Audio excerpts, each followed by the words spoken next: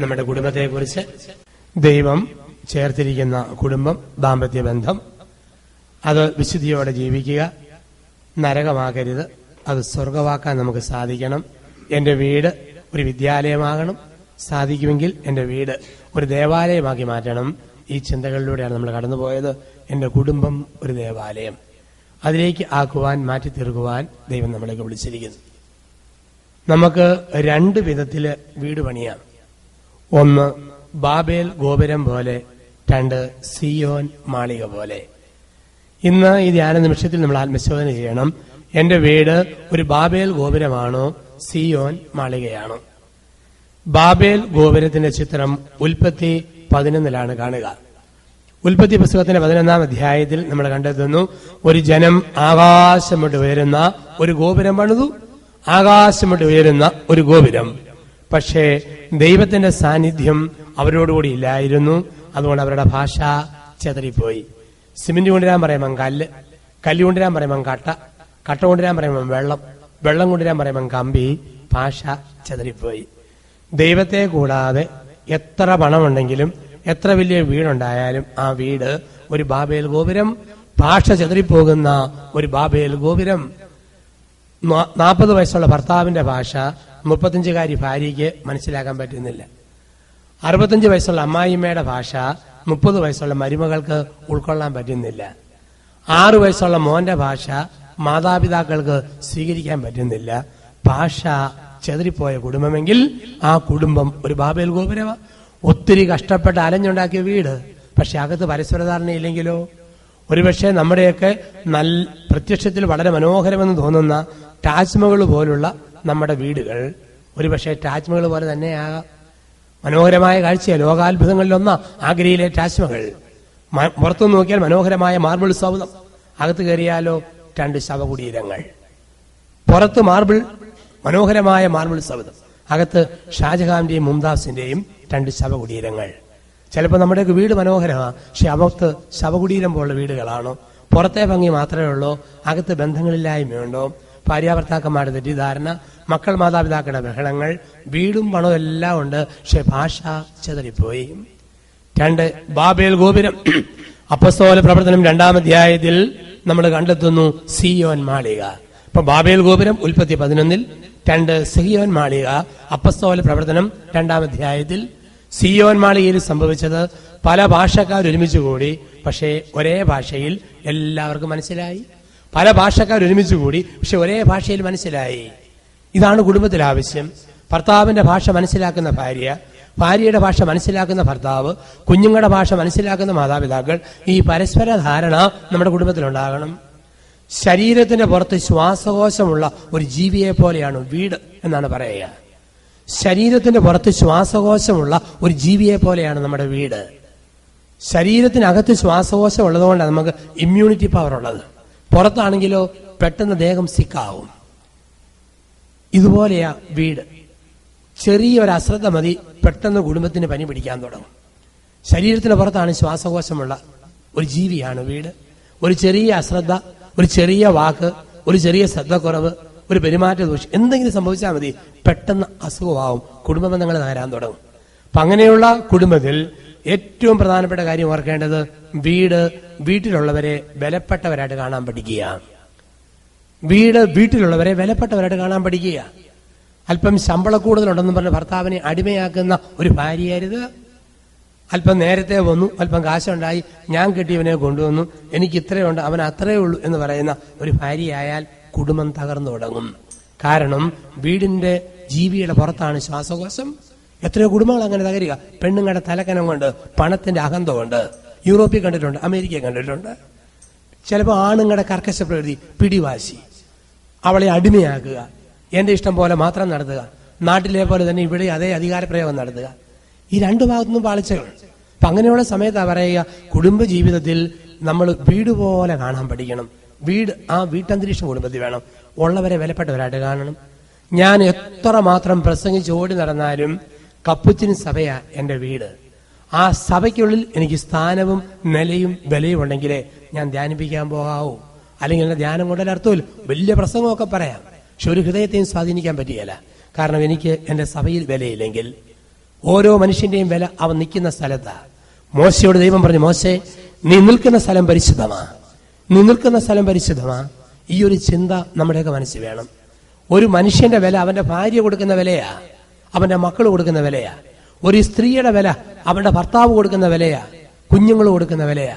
ചില രാഷ്ട്രീയക്കാരെ കാണാൻ മേലെ, രാഷ്ട്രീയക്കാർ രാവിലെ ഡയറിയും കഷത്തി വെച്ച് ഒരു പേപ്പറും ചുരുട്ടി പിടിച്ച് ഭയങ്കരമായിട്ട് ഇറങ്ങുന്ന പാടെ ഭാര്യ ചോദിക്കും, ഓക്കൻ കാശിന് തന്നെ കൊണ്ട് കൊള്ളാവുള്ളൂ, വായും പൊളിച്ച് ഡയറിയും തൂക്കി പോന്ന പോക്ക് കണ്ടില്ലേ? ഇവൻ അരിശോ അവളോട്. പിന്നെ എവിടെങ്കിലും സ്ഥാപിക്കേണ്ട ഞാൻ ഓക്കനല്ല എന്ന്. അവൻ എന്ത് ചെയ്യും? മൈക്രോഫോൺ കൈ കിട്ടിക്കഴിഞ്ഞാൽ സ്വാഗത പ്രസംഗം ഏൽപ്പിച്ചാൽ മതി. അന്താരാഷ്ട്ര കാര്യം മുഴുവൻ അവൻ പറയാൻ തുടങ്ങും. ഘാട്ടുകരാറ്, ഇറാനിൽ ബുഷ് ചൊറിയാൻ പോയ കാര്യം, ഇറാഖിൽ ബോംബിടാൻ പോയ കാര്യം, ബ്രസീലിൽ മഞ്ഞ് വന്നപ്പം കാപ്പിക്കുരു ഉണ്ടായില്ല, കൊളംബോയിലെ ഷീറ്റ് ബില്ലാത്തതുകൊണ്ട് ഇന്ത്യയിലെ ഷീറ്റിന് വില കൂടുതലാണ്. അന്താരാഷ്ട്ര കാര്യം മുഴുവൻ പറയും. ഒരു അരമണിക്കൂർ സമയം. കാരണം ഭാര്യ ഓക്കനെന്ന് പറഞ്ഞ് വിട്ടതല്ലേ, അല്പം വെയിറ്റ് ഉണ്ടെന്ന് കാണിക്കേണ്ടത്. ഇതെല്ലാം കഴിഞ്ഞിട്ട് അവസാനം പറയും, ഇനി ഞാൻ എൻ്റെ കടമയിലേക്ക് കടക്കട്ടെ. അവനെ തലക്കിട്ട് കൊടുക്കണം മൈക്കിന്റെ സ്റ്റാൻഡ് വെച്ച്. കാരണം അവനറിയാം ഇത്രയും നേരം ചെയ്തത് കടമയല്ല കത്തിവെയ്യാന്ന് അവനറിയാം. ഇപ്പോഴാണ് കടമയിലേക്ക് കിടക്കുക. കാരണം ഭാര്യ ഭർത്താവിന് വില കൊടുത്തില്ലെങ്കിൽ അവൻ നാട്ടിൽ ബഹളം വെക്കും, ഇടവ കമ്മിറ്റി ബഹളം വെക്കും, എല്ലായിടത്തും ഒച്ചയും ബഹളം വെക്കും. കാരണം ഭാര്യ ഓക്കാന്നും പറഞ്ഞ് വീട്ടിൽ നിന്ന് വെളുപ്പിനെ ഇറക്കി വിട്ടയാളാ. പിന്നെ വിലയുണ്ടെന്ന് കാണിക്കണമല്ലോ, വിലയുണ്ടെന്ന് കാണിക്കണം. വിലയുള്ളവന് ഭൂമിയിൽ വേല കാണിക്കേണ്ട കാര്യമില്ല. വിലയുള്ളവന് ലോകത്ത് വേല കാണിക്കേണ്ട കാര്യമില്ല. ഈശോയ്ക്ക് വിലയുണ്ട്.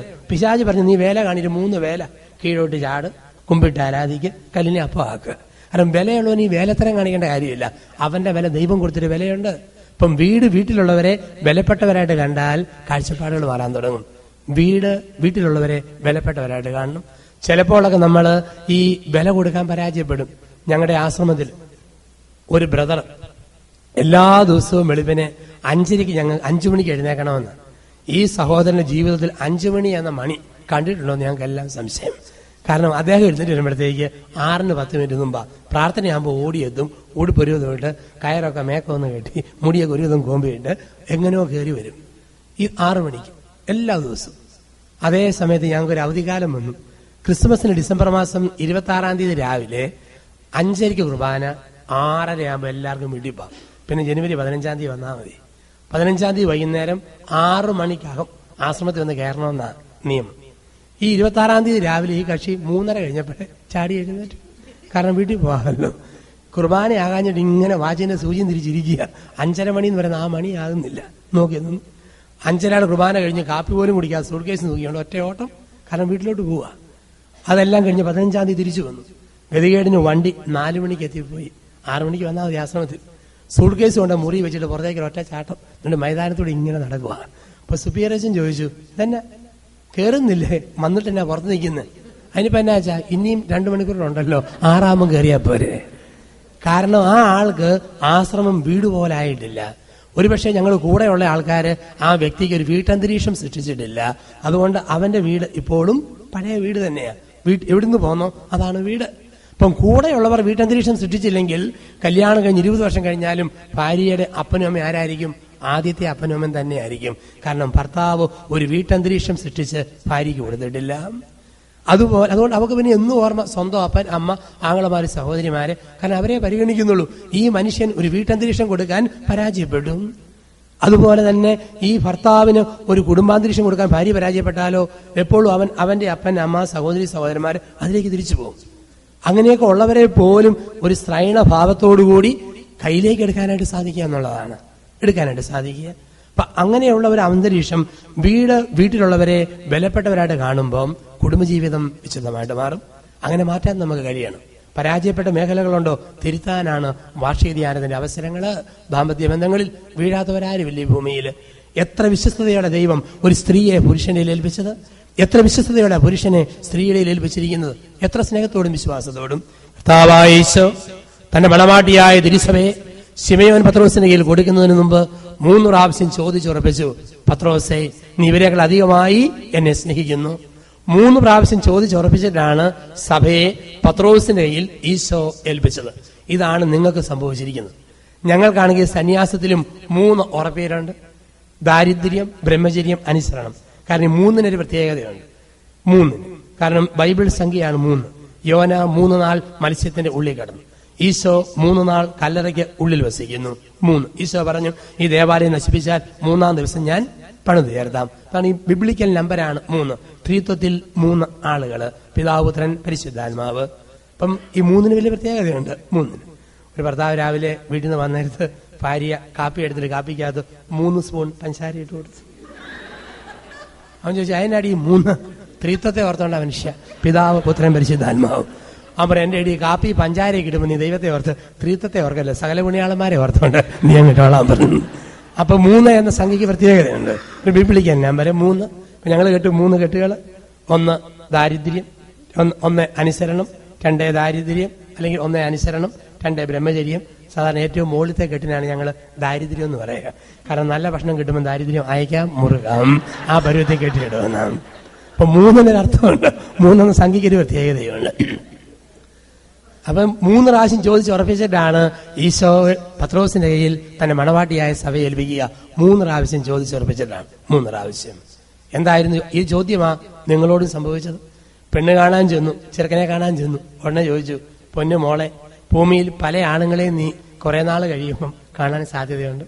ഇത്രയൊക്കെ സാധ്യതയുണ്ടെങ്കിലും ഈ ഞാഞ്ഞൂല് പോലെ വളഞ്ഞിരിക്കുന്ന കുഞ്ഞുഞ്ഞിനെ ലോകത്തുള്ള എല്ലാ ആണുങ്ങളെക്കാൾ അധികമായി നീ ഇഷ്ടപ്പെടുന്നു. കർത്താവെ സ്നേഹിക്കുന്നു. പൊന്നുമോനെ കുഞ്ഞുഞ്ഞെ, ഒരുപാട് പെണ്ണുങ്ങളെ നീ കാണും. ഇങ്ങനെയൊക്കെ കണ്ടാലും ഈ ഉണക്കപ്പാമ്പാട പോലെ ഞെളിഞ്ഞിരിക്കുന്ന ഇവളെ നീ ഇഷ്ടപ്പെടുന്നു. കർത്താവെ സ്നേഹിക്കുന്നു. ഇതാണ് പെണ്ണ് കാണൽ അല്ലെങ്കിൽ ചെറുക്കൻ കാണൽ. എന്നിട്ടും ഒരു സംശയം. 1 മാസം കഴിഞ്ഞ് ബിട്രോത്തിൽ വെച്ചു ഒത്തുകല്യാണത്തിന് 2ാമത്തെ ചോദ്യം, പൊന്നുമോനെ കുഞ്ഞുഞ്ഞെ, പണ്ട് പറഞ്ഞാൽ ഇപ്പം മാറ്റം വല്ലതും ഉണ്ടോ? ഇല്ല കർത്താവെ സ്നേഹിക്കുന്നു. പൊന്നുമോളെ, നിനക്ക് മനമാറ്റം വല്ലതും ഉണ്ടോ? ഇല്ല തമ്പുരാനെ സ്നേഹിക്കുന്നു. അത് 2ാമത്തെ സമ്മതം മൂളൽ. 3ാമത് കല്യാണ ദിവസം വീഡിയോക്കാരൻ അനങ്ങുന്ന ഫോട്ടോ, ക്യാമറക്കാരൻ ചലിക്കാത്ത ഫോട്ടോ, 10-300 പേര് സാക്ഷി, 1-ാം തരം ഭക്ഷണം, ഇതെല്ലാം ക്രമീകരിച്ചിട്ട് അവസാനമായിട്ട് ചോദിക്കുകയാണ്, പൊന്നുമോനെ കുഞ്ഞുഞ്ഞെ, ഭൂമിയിൽ നീ ഒരുപാട് പെണ്ണുങ്ങളെ കാണാൻ സാധ്യതയുണ്ട്. വരും കാലങ്ങളിൽ ഐശ്വര്യ റോയ്, പ്രിയങ്ക ചോപ്ര, സുഷ്മിതാസൻ, മിസ് വെനിസുല, ഒത്തിരി എണ്ണത്തെ കാണും. ഇവരെയൊക്കെ കണ്ടാലും മനസ്സ് മാറി പോവോ, അതോ ഇവളെ മരണം വരെ നീ സ്നേഹിക്കുവോ? കർത്താവെ സ്നേഹിക്കുന്നു. ഇവളോടും പറഞ്ഞു, പൊന്നുമോളെ, നീയും കാണും ക്രിക്കറ്റ് താരങ്ങള്, ഫുട്ബോൾ താരങ്ങൾ, സിനിമാ താരങ്ങള്, ചാനൽ കഥാപാത്രങ്ങള്, ഒരുപാട് പേരെ കാണും. അവരെയൊക്കെ കണ്ടാലും അതിലുപരിയായിട്ട് ഈ എലുമ്പം മനുഷ്യനെ നീ മരണം വരെ സ്നേഹിക്കുവോ? കർത്താവെ സ്നേഹിക്കും. ഇങ്ങനെ സ്നേഹിച്ചുറപ്പിച്ച ഒരു ഭാര്യ, വിളിച്ച് പറഞ്ഞുറപ്പിച്ചിട്ട ഒരു പുരുഷന്റെ കയ്യിൽ ഭാര്യയെ ഏൽപ്പിച്ചത്, ഒരു ഭാര്യയുടെ കയ്യിൽ ഭർത്താവിനെ ഏൽപ്പിച്ചത്. ഇത്രയും വിശുദ്ധവും വിശിഷ്ടവുമായിട്ട് വിവാഹമെന്ന കൂദാശയെ ദൈവം സ്ഥാപിച്ചിരിക്കുക. അപ്പൊ അങ്ങനെ ദൈവം ഒരുമിച്ചപ്പോൾ എന്റെ വീട് ഒരു ബാബേൽ ഗോപുരമാണെങ്കിൽ സിയോൻ മാളികയായി മാറ്റണം. അതോടൊപ്പം തന്നെ വീട്ടിൽ 2 അനുഭവങ്ങൾ കൊടുക്കണം. ഓരോ വീടും ഒരു കാനാൻ ദേശമാകണം. വേദപുസ്തകത്തിലെ മനോഹരമായ ഒരു സ്ഥലമാ കാനാൻ ദേശം. കാനാൻ ദേശത്ത് 2 അനുഭവങ്ങൾ. 1 പാല്, 2 തേൻ.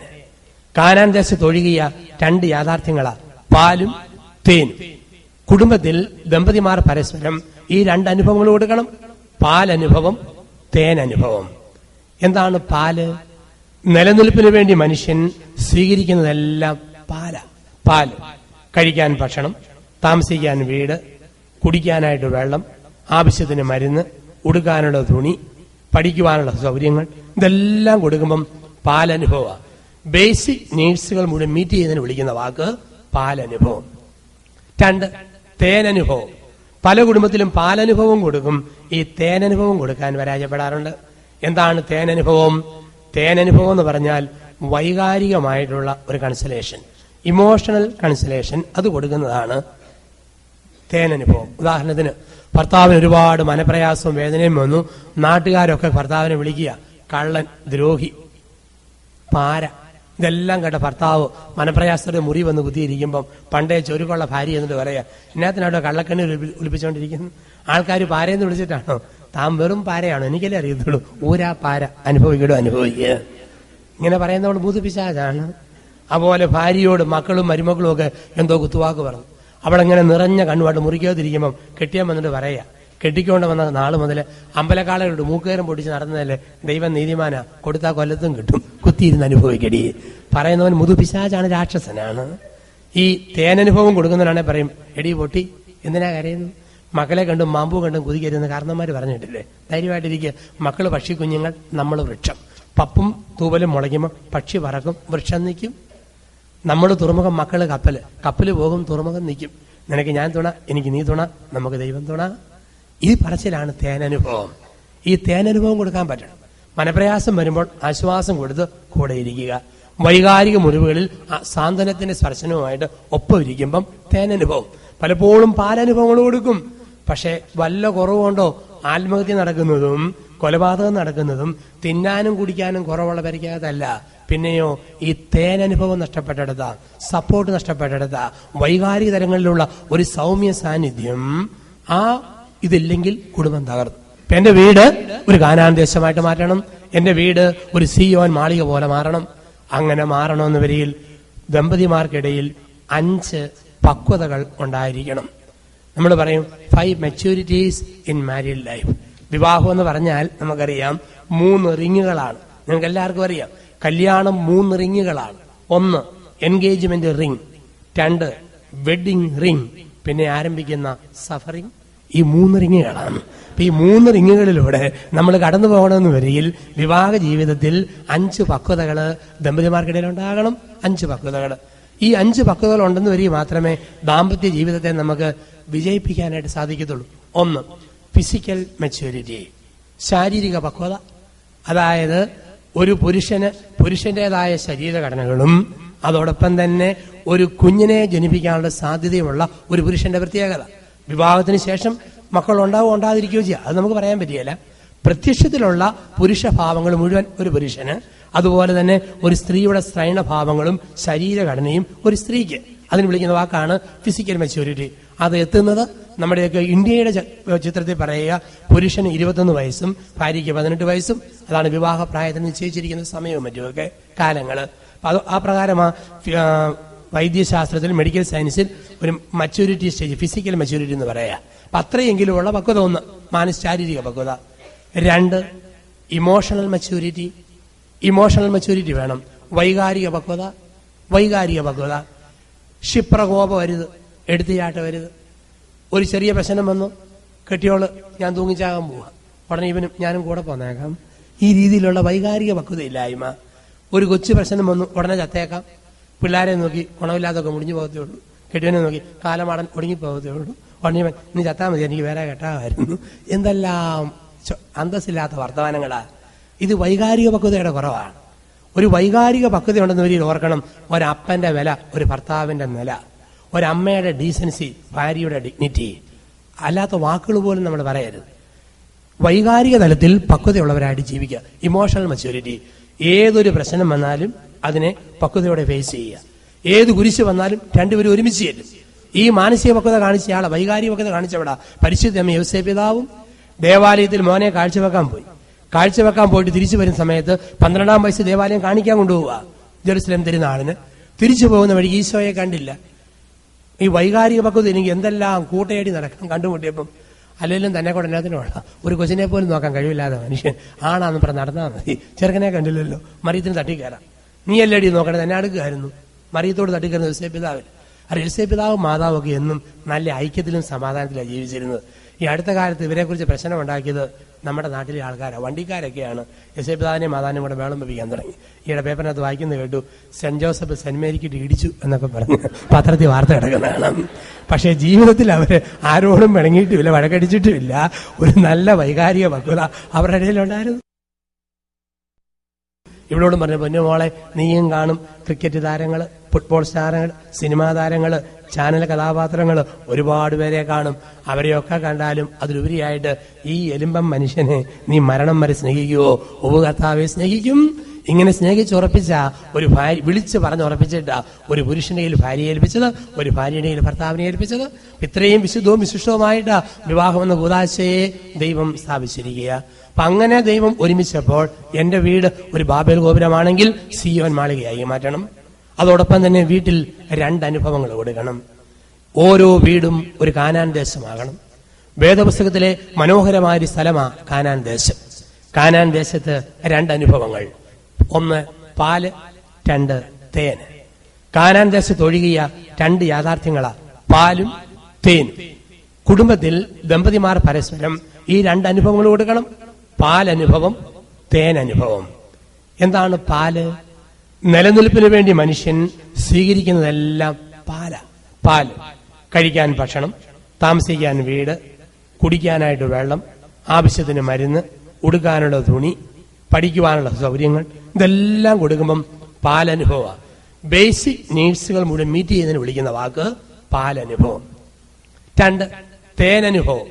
പല കുടുംബത്തിലും പാലനുഭവം കൊടുക്കും, ഈ തേനനുഭവം കൊടുക്കാൻ പരാജയപ്പെടാറുണ്ട്. എന്താണ് തേനനുഭവം? തേനനുഭവം എന്ന് പറഞ്ഞാൽ വൈകാരികമായിട്ടുള്ള ഒരു കൺസലേഷൻ, ഇമോഷണൽ കൺസലേഷൻ, അത് കൊടുക്കുന്നതാണ് തേനനുഭവം. ഉദാഹരണത്തിന്, ഭർത്താവിന് ഒരുപാട് മനപ്രയാസവും വേദനയും വന്നു. നാട്ടുകാരൊക്കെ ഭർത്താവിനെ വിളിക്കുക കള്ളൻ, ദ്രോഹി, പാര. ഇതെല്ലാം കേട്ട ഭർത്താവ് മനപ്രയാസത്തോടെ മുറി വന്ന് കുത്തിയിരിക്കുമ്പം പണ്ടേ ചൊരുക്കുള്ള ഭാര്യ എന്നിട്ട് പറയാ, ഇതിനകത്തിനവിടെ കള്ളക്കണ്ണി ഒളിപ്പിച്ചുകൊണ്ടിരിക്കുന്നു. ആൾക്കാർ പാരയെന്ന് വിളിച്ചിട്ടാണോ? താൻ വെറും പാരയാണോ? എനിക്കല്ലേ അറിയത്തുള്ളൂ. ഊരാ പാര, അനുഭവിക്കടോ അനുഭവിക്കുക. ഇങ്ങനെ പറയുന്നവൾ ബുദ്ധിപ്പിച്ചാണ്. അതുപോലെ ഭാര്യയോട് മക്കളും മരുമക്കളും ഒക്കെ എന്തോ കുത്തുവാക്ക് പറഞ്ഞു. അവളെങ്ങനെ നിറഞ്ഞ കണ്ണുമായിട്ട് മുറിക്കാതിരിക്കുമ്പം കെട്ടിയാൻ വന്നിട്ട് പറയാ, കെട്ടിക്കൊണ്ട് വന്ന നാള് മുതൽ അമ്പലക്കാളുകളുടെ മൂക്കേരം പൊട്ടിച്ച് നടന്നതല്ലേ, ദൈവം നീതിമാനാ, കൊടുത്താൽ കൊല്ലത്തും കിട്ടും, കുത്തിയിരുന്ന് അനുഭവിക്കടി. പറയുന്നവൻ മുതുപിശാചാണ്, രാക്ഷസനാണ്. ഈ തേനനുഭവം കൊടുക്കുന്നവരാണെ പറയും, എടി പൊട്ടി എന്തിനാ കരയുന്നു? മക്കളെ കണ്ടും മാമ്പൂ കണ്ടും കുതിക്കരുതെന്ന് കാരണന്മാര് പറഞ്ഞിട്ടില്ലേ? ധൈര്യമായിട്ടിരിക്കുക. മക്കള് പക്ഷി കുഞ്ഞുങ്ങൾ, നമ്മൾ വൃക്ഷം. പപ്പും തൂവലും മുളയ്ക്കുമ്പോൾ പക്ഷി പറക്കും, വൃക്ഷം നിൽക്കും. നമ്മൾ തുറമുഖം, മക്കള് കപ്പല് പോകും, തുറമുഖം നിൽക്കും. നിനക്ക് ഞാൻ തുണ, എനിക്ക് നീ തുണ, നമുക്ക് ദൈവം തുണ. ഈ പറച്ചിലാണ് തേനനുഭവം. ഈ തേനനുഭവം കൊടുക്കാൻ പറ്റണം. മനപ്രയാസം വരുമ്പോൾ ആശ്വാസം കൊടുത്ത് കൂടെ ഇരിക്കുക. വൈകാരിക മുറിവുകളിൽ സാന്ത്വനത്തിന്റെ സ്പർശനവുമായിട്ട് ഒപ്പം ഇരിക്കുമ്പം തേനനുഭവം. പലപ്പോഴും പാലനുഭവങ്ങൾ കൊടുക്കും. പക്ഷെ വല്ല കുറവുകൊണ്ടോ ആത്മഹത്യ നടക്കുന്നതും കൊലപാതകം നടക്കുന്നതും തിന്നാനും കുടിക്കാനും കുറവുള്ള പരിക്കകത്തല്ല. പിന്നെയോ ഈ തേനനുഭവം നഷ്ടപ്പെട്ടെടുത്ത, സപ്പോർട്ട് നഷ്ടപ്പെട്ടെടുത്ത, വൈകാരിക തലങ്ങളിലുള്ള ഒരു സൗമ്യ സാന്നിധ്യം, ഇതില്ലെങ്കിൽ കുടുംബം തകർന്നു. ഇപ്പൊ എന്റെ വീട് ഒരു കാനാൻ ദേശമായിട്ട് മാറ്റണം, എന്റെ വീട് ഒരു സിയോൻ മാളിക പോലെ മാറണം. അങ്ങനെ മാറണമെന്ന് വരിയിൽ ദമ്പതിമാർക്കിടയിൽ 5 പക്വതകൾ ഉണ്ടായിരിക്കണം. നമ്മൾ പറയും 5 മെച്യൂരിറ്റീസ് ഇൻ മാരീഡ് ലൈഫ്. വിവാഹം എന്ന് പറഞ്ഞാൽ നമുക്കറിയാം 3 റിങ്ങുകളാണ്. നിങ്ങൾക്ക് എല്ലാവർക്കും അറിയാം, കല്യാണം 3 റിങ്ങുകളാണ്. 1 എൻഗേജ്മെന്റ് റിംഗ്, 2 വെഡിങ് റിംഗ്, പിന്നെ ആരംഭിക്കുന്ന സഫറിംഗ്. ഈ 3 റിങ്ങുകളാണ്. അപ്പൊ ഈ 3 റിങ്ങുകളിലൂടെ നമ്മൾ കടന്നു പോകണമെന്ന് വരിയിൽ വിവാഹ ജീവിതത്തിൽ 5 പക്വതകള് ദമ്പതിമാർക്കിടയിൽ ഉണ്ടാകണം. 5 പക്വതകൾ. ഈ 5 പക്വതകൾ ഉണ്ടെന്ന് വരിക മാത്രമേ ദാമ്പത്യ ജീവിതത്തെ നമുക്ക് വിജയിപ്പിക്കാനായിട്ട് സാധിക്കത്തുള്ളൂ.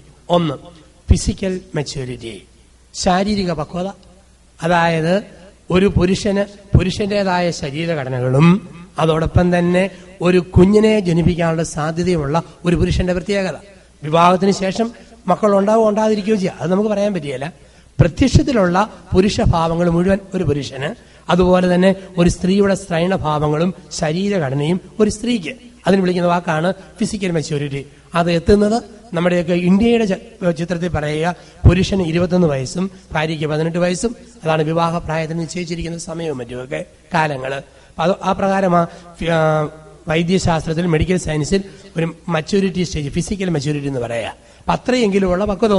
1 ശാരീരിക പക്വത. 2 ഇമോഷണൽ മെച്യൂരിറ്റി. ഇമോഷണൽ മെച്യൂരിറ്റി വേണം. വൈകാരിക പക്വത.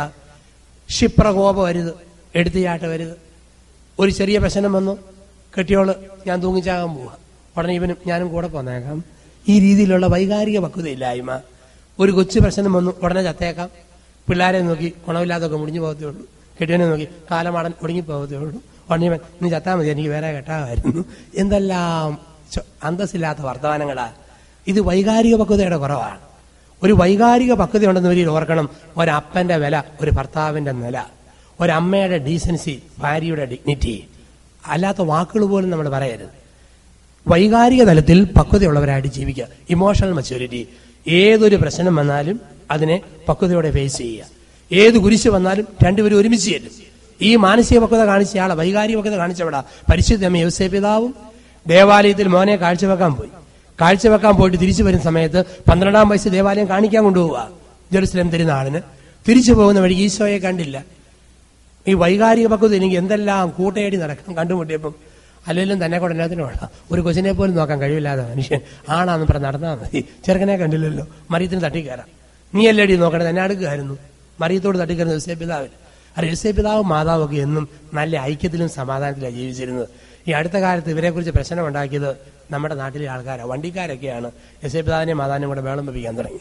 ഈയിടെ പേപ്പറിനകത്ത് വായിക്കുന്നത് കേട്ടു, സെന്റ് ജോസഫ് സെന്റ് മേരിക്കിട്ട് ഇടിച്ചു എന്നൊക്കെ പറഞ്ഞ് പത്രത്തിൽ വാർത്ത കിടക്കുന്നതാണ്. പക്ഷേ ജീവിതത്തിൽ അവര് ആരോടും പിണങ്ങിയിട്ടുമില്ല, വഴക്കടിച്ചിട്ടുമില്ല.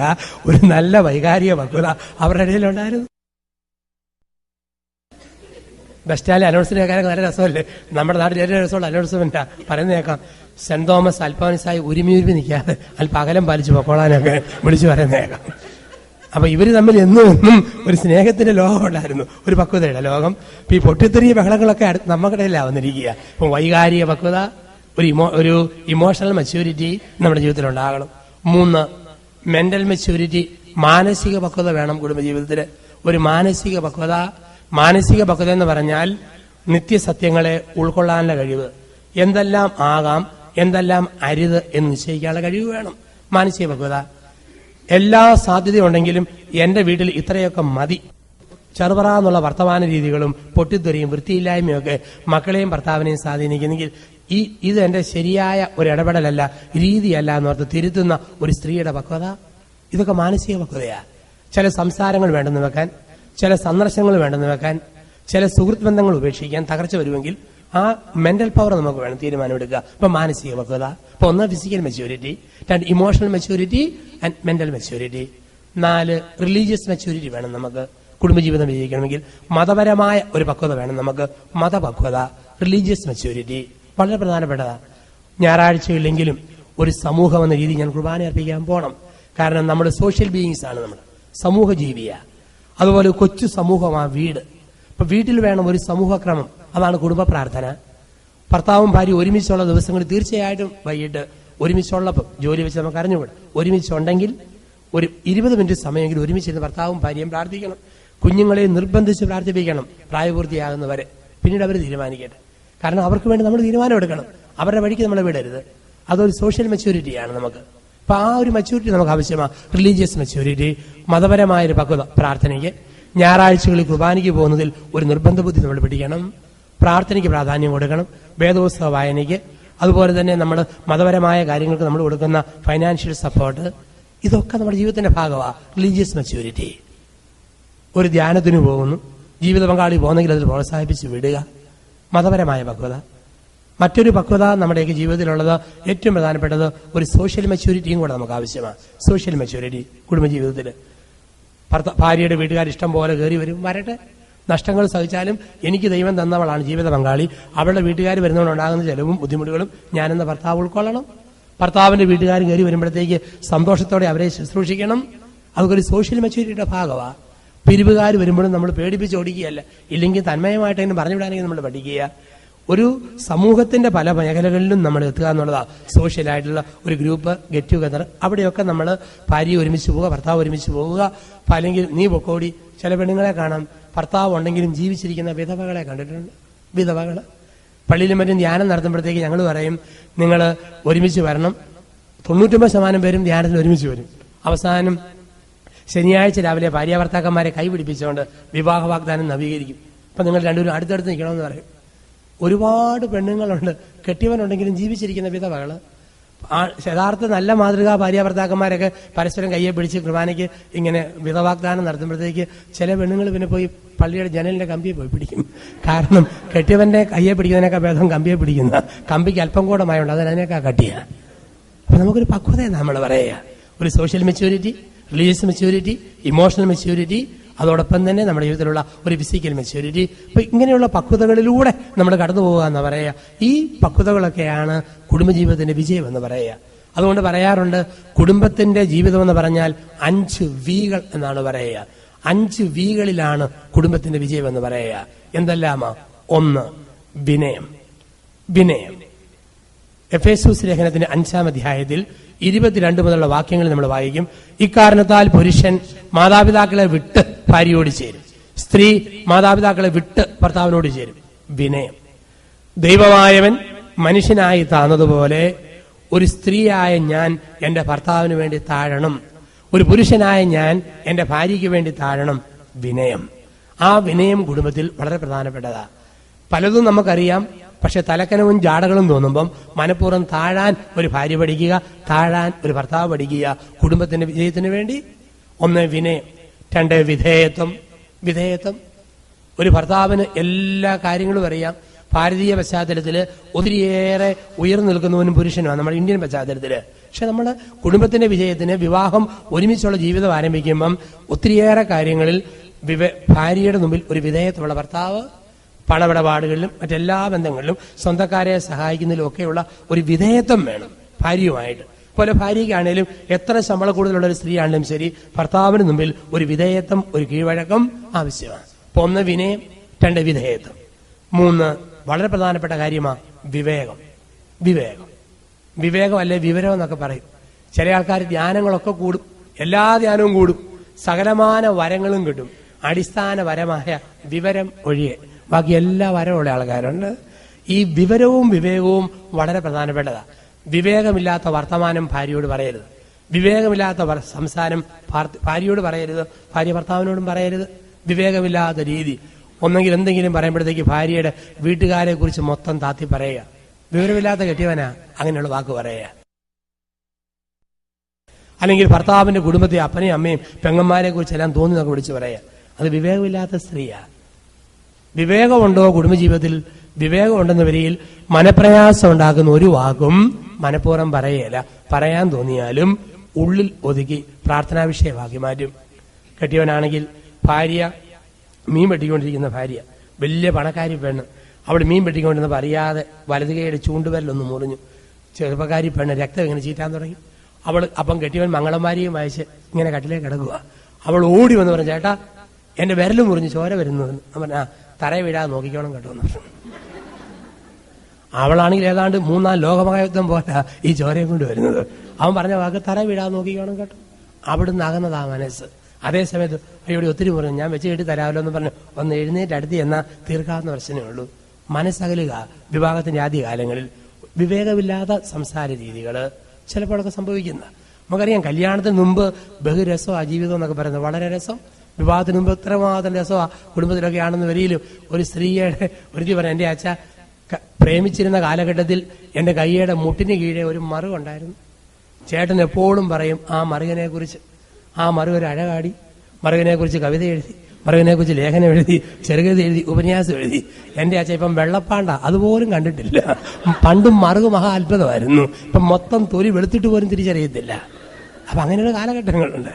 അപ്പൊ നമ്മൾ ഒരുമിച്ച് ജീവിക്കുന്ന ഒരു കാലഘട്ടത്തിൽ തമ്പുരാന്റെ മുമ്പിൽ ദൈവം ഒരുമിച്ച് ചേർത്താണെന്ന വരിയിൽ സംസാരത്തിനും പെരുമാറ്റത്തിലും ഒക്കെ വിവേകപൂർവമായ വാക്കുകൾ പറയാനും വിവേകത്തോടെ മനസ്സിലാക്കാനും പറ്റണം. ഭർത്താവ് ഭാര്യയെ കാണിക്കാൻ വേണ്ടി ഒരു നല്ല നീല പാൻസ് ഇട്ടു, പുത്തനായിട്ടിട്ട പാൻസ്, ഒരു നീല പാൻസ് എടുത്തു, ഒരു നല്ല ചുമന്ന ഷർട്ട് വിട്ടിട്ട് ഒരു ചെറിയ മഫ്ലറൊക്കെ കഴുത്തേ ചുറ്റി അവിടെ മുമ്പിൽ വന്നു നിന്നു. കൊള്ളാവോടി എന്ന് ചോദിച്ചു. എങ്ങനെയുണ്ട് ഈ വേഷം, ഇത് കൊള്ളാവോ എന്ന് ചോദിച്ചു. കാരണം ഇവൻ ഭാര്യയല്ലാതെ വേറെ ആരെയും ഈ ഡ്രസ്സ് കാണിക്കാൻ പറ്റൂ? അവള് വേണ്ട ഇത് കൊള്ളാമെന്ന് പറയാൻ. അയൽവക്കത്തെ സ്ത്രീയെ കാണിക്കാന്ന് വെച്ചാൽ പെണ്ണുങ്ങൾ കൊലപാതകം നടത്തിയില്ലേ. അതുകൊണ്ട് കെട്ടിയവൻ ആകപ്പാടെ പ്രതീക്ഷയോടുകൂടി നീല പാൻസും ചുമന്ന ഷർട്ടും വിട്ട് കഴുത്തെ മഫ്ലറും ചുറ്റി വന്നിട്ട് ചോദിച്ചു, എങ്ങനെയുണ്ട് ഈ കൊള്ളാവോ എന്ന് ചോദിച്ചു. അവള് പറഞ്ഞു, ആ കൊള്ളാം, നല്ല ശേല, റെയിൽവേയിലെ ചരക്ക് ചുമക്കുന്ന പോട്ടറെ പോലെ ഇരിക്കുന്നു, എന്താ കൊള്ളാമല്ലോ. എന്ത് പ്രതീക്ഷയിൽ ഇട്ടുകൊണ്ട് വന്നത്? അവൻ അല്ലെങ്കിലും ശരിയാടി, 25 വർഷമായിട്ട് ഞാൻ ഒരു മുടിഞ്ഞ ചരക്കിനെ ചുമന്നോണ്ടിരിക്കുകയല്ലേ, അതിന്റെ അടയാളമായത്. നന്നായിട്ട് ആരംഭിച്ച അവസാനം എന്റെ പേര് എങ്ങനെയാന്നുള്ളതാ. അപ്പൊ സംസാരത്തിൽ വിവേകം വേണം, നമുക്ക് വിവരം വേണം. 4 വിശുദ്ധി. കുടുംബജീവിതത്തിന് വളരെ പ്രധാനപ്പെട്ട ഭാഗമാണ് വിശുദ്ധി. എന്താണ് വിശുദ്ധി? വിശുദ്ധി എന്ന് പറയുന്നത് ആരും എത്തിയ സ്ഥാനമല്ല, എത്താൻ കൊതിക്കുന്ന സ്ഥാനമാണ്. വിശുദ്ധി ആരും എത്തിയ സ്ഥാനമല്ല, എത്താൻ കൊതിക്കുന്ന സ്ഥാനം. പക്ഷെ വിവാഹ ജീവിതത്തിൽ വിശുദ്ധി വേണം. വിവാഹാന്തസ്സിൽ പ്രവേശിക്കുന്നതിന് മുമ്പ് അശുദ്ധമായ ജീവിത മേഖലകളിലൂടെ നമ്മൾ യാത്ര ചെയ്യരുത്. ഒരുമിച്ചായി കഴിയുമ്പോഴും ഒരു ഭാര്യയുടെ വിശുദ്ധി ഭാര്യ സൂക്ഷിക്കണം, ഭർത്താവിന്റെ വിശുദ്ധി ഭർത്താവ് സൂക്ഷിക്കണം. പരസ്പര വിശ്വാസം, വിശ്വസ്തത അത് ജീവിതത്തിന്റെ ഭാഗമാണ്. അപ്പൊ അങ്ങനെയുള്ള ജീവിതത്തിലൂടെ നയിക്കുമ്പോഴാണ് 5ാമത്തെ വീണ്ടെടുപ്പ്. വീണ്ടെടുപ്പ്. ഒരു സ്ത്രീയുടെ കയ്യിൽ ഒരു പുരുഷനെ ഏൽപ്പിച്ചിരിക്കുന്നത് 2 പേരും കൂടെ ഒരു വലിയ കൂട്ടയടിക്കും ബഹളത്തിനും വേണ്ടിയല്ല. ദൈവം പുരുഷന്റെ കയ്യിൽ സ്ത്രീയെ ഏൽപ്പിച്ചത് അവളെ വീണ്ടെടുക്കണം. അവൻ അവനെ അവൾ വീണ്ടെടുക്കണം, അവളെ അവൻ വീണ്ടെടുക്കണം. 1 കൊരിന്ത്യർ 7:14. ധിക്കാരിയും താന്തോന്നിയുമായ പുരുഷൻ ഒരു സ്ത്രീ മൂലം വീണ്ടെടുക്കപ്പെടണം. അഹങ്കാരിയായ സ്ത്രീ ഒരു ഭർത്താവ് മൂലം വീണ്ടെടുക്കപ്പെടണം. ദൈവം ഒരു സ്ത്രീയെ എന്റെ ഏൽപ്പിച്ചെങ്കിൽ, ദൈവം ഒരു പുരുഷനെ എന്റെ ഏൽപ്പിച്ചെങ്കിൽ അവനെ വീണ്ടെടുക്കാൻ വേണ്ടിയിട്ടാ, തകർക്കാൻ വേണ്ടിയിട്ടല്ല. ഇനി കുടുംബജീവിതം ആരംഭിച്ചു കഴിയുമ്പോഴായിരിക്കും ചില കഴിഞ്ഞ കാല സംഭവങ്ങളും ഒരു മനസ്സിലേക്ക് തേടി വരിക. അതിന് പേര് പിണങ്ങാനോ പരിഭവിക്കാനോ പാടില്ല. അങ്ങനെയെങ്കിൽ ദൈവം ഇവനെ എന്റെ തരികയിലായിരുന്നു, ഇവളെ എന്റെ തരികയിലായിരുന്നു, തന്നത് വീണ്ടെടുപ്പിന് വേണ്ടിയിട്ടാണ്. ഈ ഒരു ഓർമ്മയും നമുക്കുണ്ടാവുക. ഇവിടെയാണ് കുടുംബം സ്വർഗമായിട്ട് മാറുക. അങ്ങനെ സ്വർഗമാക്കാനാ ദൈവം വിളിച്ചിരിക്കുക. ഞാൻ വർഷങ്ങൾക്ക് മുമ്പ് കേരള രാഷ്ട്രീയത്തിൽ നിറഞ്ഞു നിന്ന ഒരാളായിരുന്നു. അപ്പം അങ്ങനെ രാഷ്ട്രീയത്തിലായിരുന്ന കാലഘട്ടത്തിൽ സ്നേഹിതനായിരുന്ന KM ജോർജ്, മൂവാറ്റുപുഴത്തെ MLA, മുൻ മന്ത്രി, അദ്ദേഹത്തിന്റെ മകളുടെ കല്യാണം നടക്കുക. അപ്പൊ കല്യാണത്തിൽ പങ്കെടുക്കാൻ വേണ്ടി വിളിച്ചു. ഇപ്പൊ ഞങ്ങളെല്ലാവരും വിവാഹത്തിന് വേണ്ടി ചെന്നു. ആയിരക്കണക്കിന് ആൾക്കാർക്കുള്ള വലിയ റിസപ്ഷൻ നടക്കുക, ഭക്ഷണം. 3 പേര് അനുമോദന പ്രസംഗം പറഞ്ഞു. ആദ്യം പ്രസംഗിച്ചത് EMS, രണ്ടാമത് പ്രസംഗിച്ചത് വലതു കമ്മ്യൂണിസ്റ്റ് പ്രസ്ഥാനത്തിന്റെ തലവനായിരുന്ന MN ഗോവിന്ദൻ നായർ, മൂന്നാമത് പ്രസംഗിച്ചത് കേരളത്തിന്റെ ധാർമ്മിക മനസാക്ഷിയുടെ പര്യായമായ MP മന്മഥൻ സാർ. 3 പേരാണ് പ്രസംഗിച്ചത്. ആദ്യം EMS, രണ്ടാമത് MN ഗോവിന്ദൻ നായർ, മൂന്നാമത് MP മന്മഥൻ സാർ. അപ്പോൾ EMS പറഞ്ഞു, മക്കളെ, വിവാഹം എന്ന് പറയുന്നത് 2 പ്രത്യയശാസ്ത്രങ്ങളുടെ ഒരസലാണ്. തീപ്പൊരി ചതരാതിരിക്കാൻ അഡ്ജസ്റ്റ് ചെയ്ത് ജീവിക്കാൻ പഠിക്കണം. EMSന്റെ ആശംസ. വിവാഹം എന്ന് പറയുന്നത് 2 പ്രത്യയശാസ്ത്രങ്ങളുടെ ഒരസലാണ്. തീപ്പൊരി ചതരാതിരിക്കാൻ അഡ്ജസ്റ്റ് ചെയ്ത് ജീവിക്കണം. MN ഗോവിന്ദൻ നായർ പറഞ്ഞു, കുഞ്ഞുങ്ങളെ, വിവാഹം എന്ന് പറയുന്നത് 2 ധ്രുവങ്ങളുടെ ഉരുമലാണ്. പൊട്ടിത്തെറിക്കാതിരിക്കാൻ 2 പേരും ശ്രദ്ധിക്കണം. MN ഗോവിന്ദൻ നായർ പറഞ്ഞു, വിവാഹം 2 ധ്രുവങ്ങളുടെ ഉരുമലാണ്, പൊട്ടിത്തെറിക്കാതിരിക്കാൻ സൂക്ഷിക്കണം. EMS പറഞ്ഞു, പ്രത്യയശാസ്ത്രങ്ങളുടെ ഒരസലാണ്, തീപ്പൊരി ചതരാതിരിക്കാൻ സൂക്ഷിക്കണം. അപ്പോൾ MP മന്മഥൻ സാർ എഴുന്നേറ്റ് പറഞ്ഞു, കുഞ്ഞുങ്ങളെ, നിങ്ങൾ കത്തോലിക്കരാണല്ലോ. അപ്പോൾ എനിക്ക് ഇവര് പറഞ്ഞതിൽ നിന്നും തികച്ചും വ്യത്യസ്തമായ ഒന്നാണ് പറയാനുള്ളത്. നിങ്ങൾ ക്രിസ്ത്യൻസ് ആയതുകൊണ്ട് എനിക്ക് നിങ്ങളോട് പറയാനുള്ളത്, മകനെ, ഇന്ന് വരെ നീ വിശ്വസിച്ച അദൃശ്യനായ ക്രിസ്തുവിനെ ഇന്നു മുതൽ നിന്റെ ഭാര്യയിൽ നീ കാണാൻ പഠിക്കുക. മകളെ, ഇന്നു വരെ നീ വിശ്വസിച്ച അദൃശ്യനായ ക്രിസ്തുവിനെ നിന്റെ ഭർത്താവിൽ നീ കാണാൻ പഠിക്കുക. ഇതാണ് വേദപുസ്തക വ്യാഖ്യാനം. ഇതാണ് സഭയുടെ ദർശനം. ഞാൻ വിശ്വസിക്കുന്ന അദൃശ്യനായ ക്രിസ്തുവിനെ എന്റെ ദൃശ്യനായ ഭർത്താവിൽ ഞാൻ കാണണം. ഞാൻ വിശ്വസിക്കുന്ന അദൃശ്യനായ ക്രിസ്തുവിനെ എന്റെ ദൃശ്യയായ ഭാര്യയിൽ ഞാൻ കാണണം. ഇതാണ് വിവാഹത്തിന്റെ കൗദാശിക തലം എന്ന് പറയുക. കൗദാശിക തലം. മത്തായി മേരിയുടെ കയ്യെ പിടിച്ചു. മാത്യു പിടിച്ചത് മേരിയുടെ കയ്യിലല്ല, പള്ളിയിൽ വെച്ച് ക്രിസ്തുവിന്റെ കയ്യിലാ. മേരി പിടിച്ചത് മാത്യുവിന്റെ കയ്യിലല്ല, ക്രിസ്തുവിന്റെ കയ്യിലാ. ഇതാണ് കൂദാശ എന്ന് പറയുക. ഹിന്ദുക്കൾക്ക് വിവാഹം എളുപ്പത്തിൽ പിരിയാം. കാരണം 1858 ഹിന്ദു മാര്യേജ് ആക്ട് ആണ് ഇന്ത്യൻ നിയമത്തിൽ ഹിന്ദുക്കളുടെ വിവാഹത്തിന്റെ ലോ.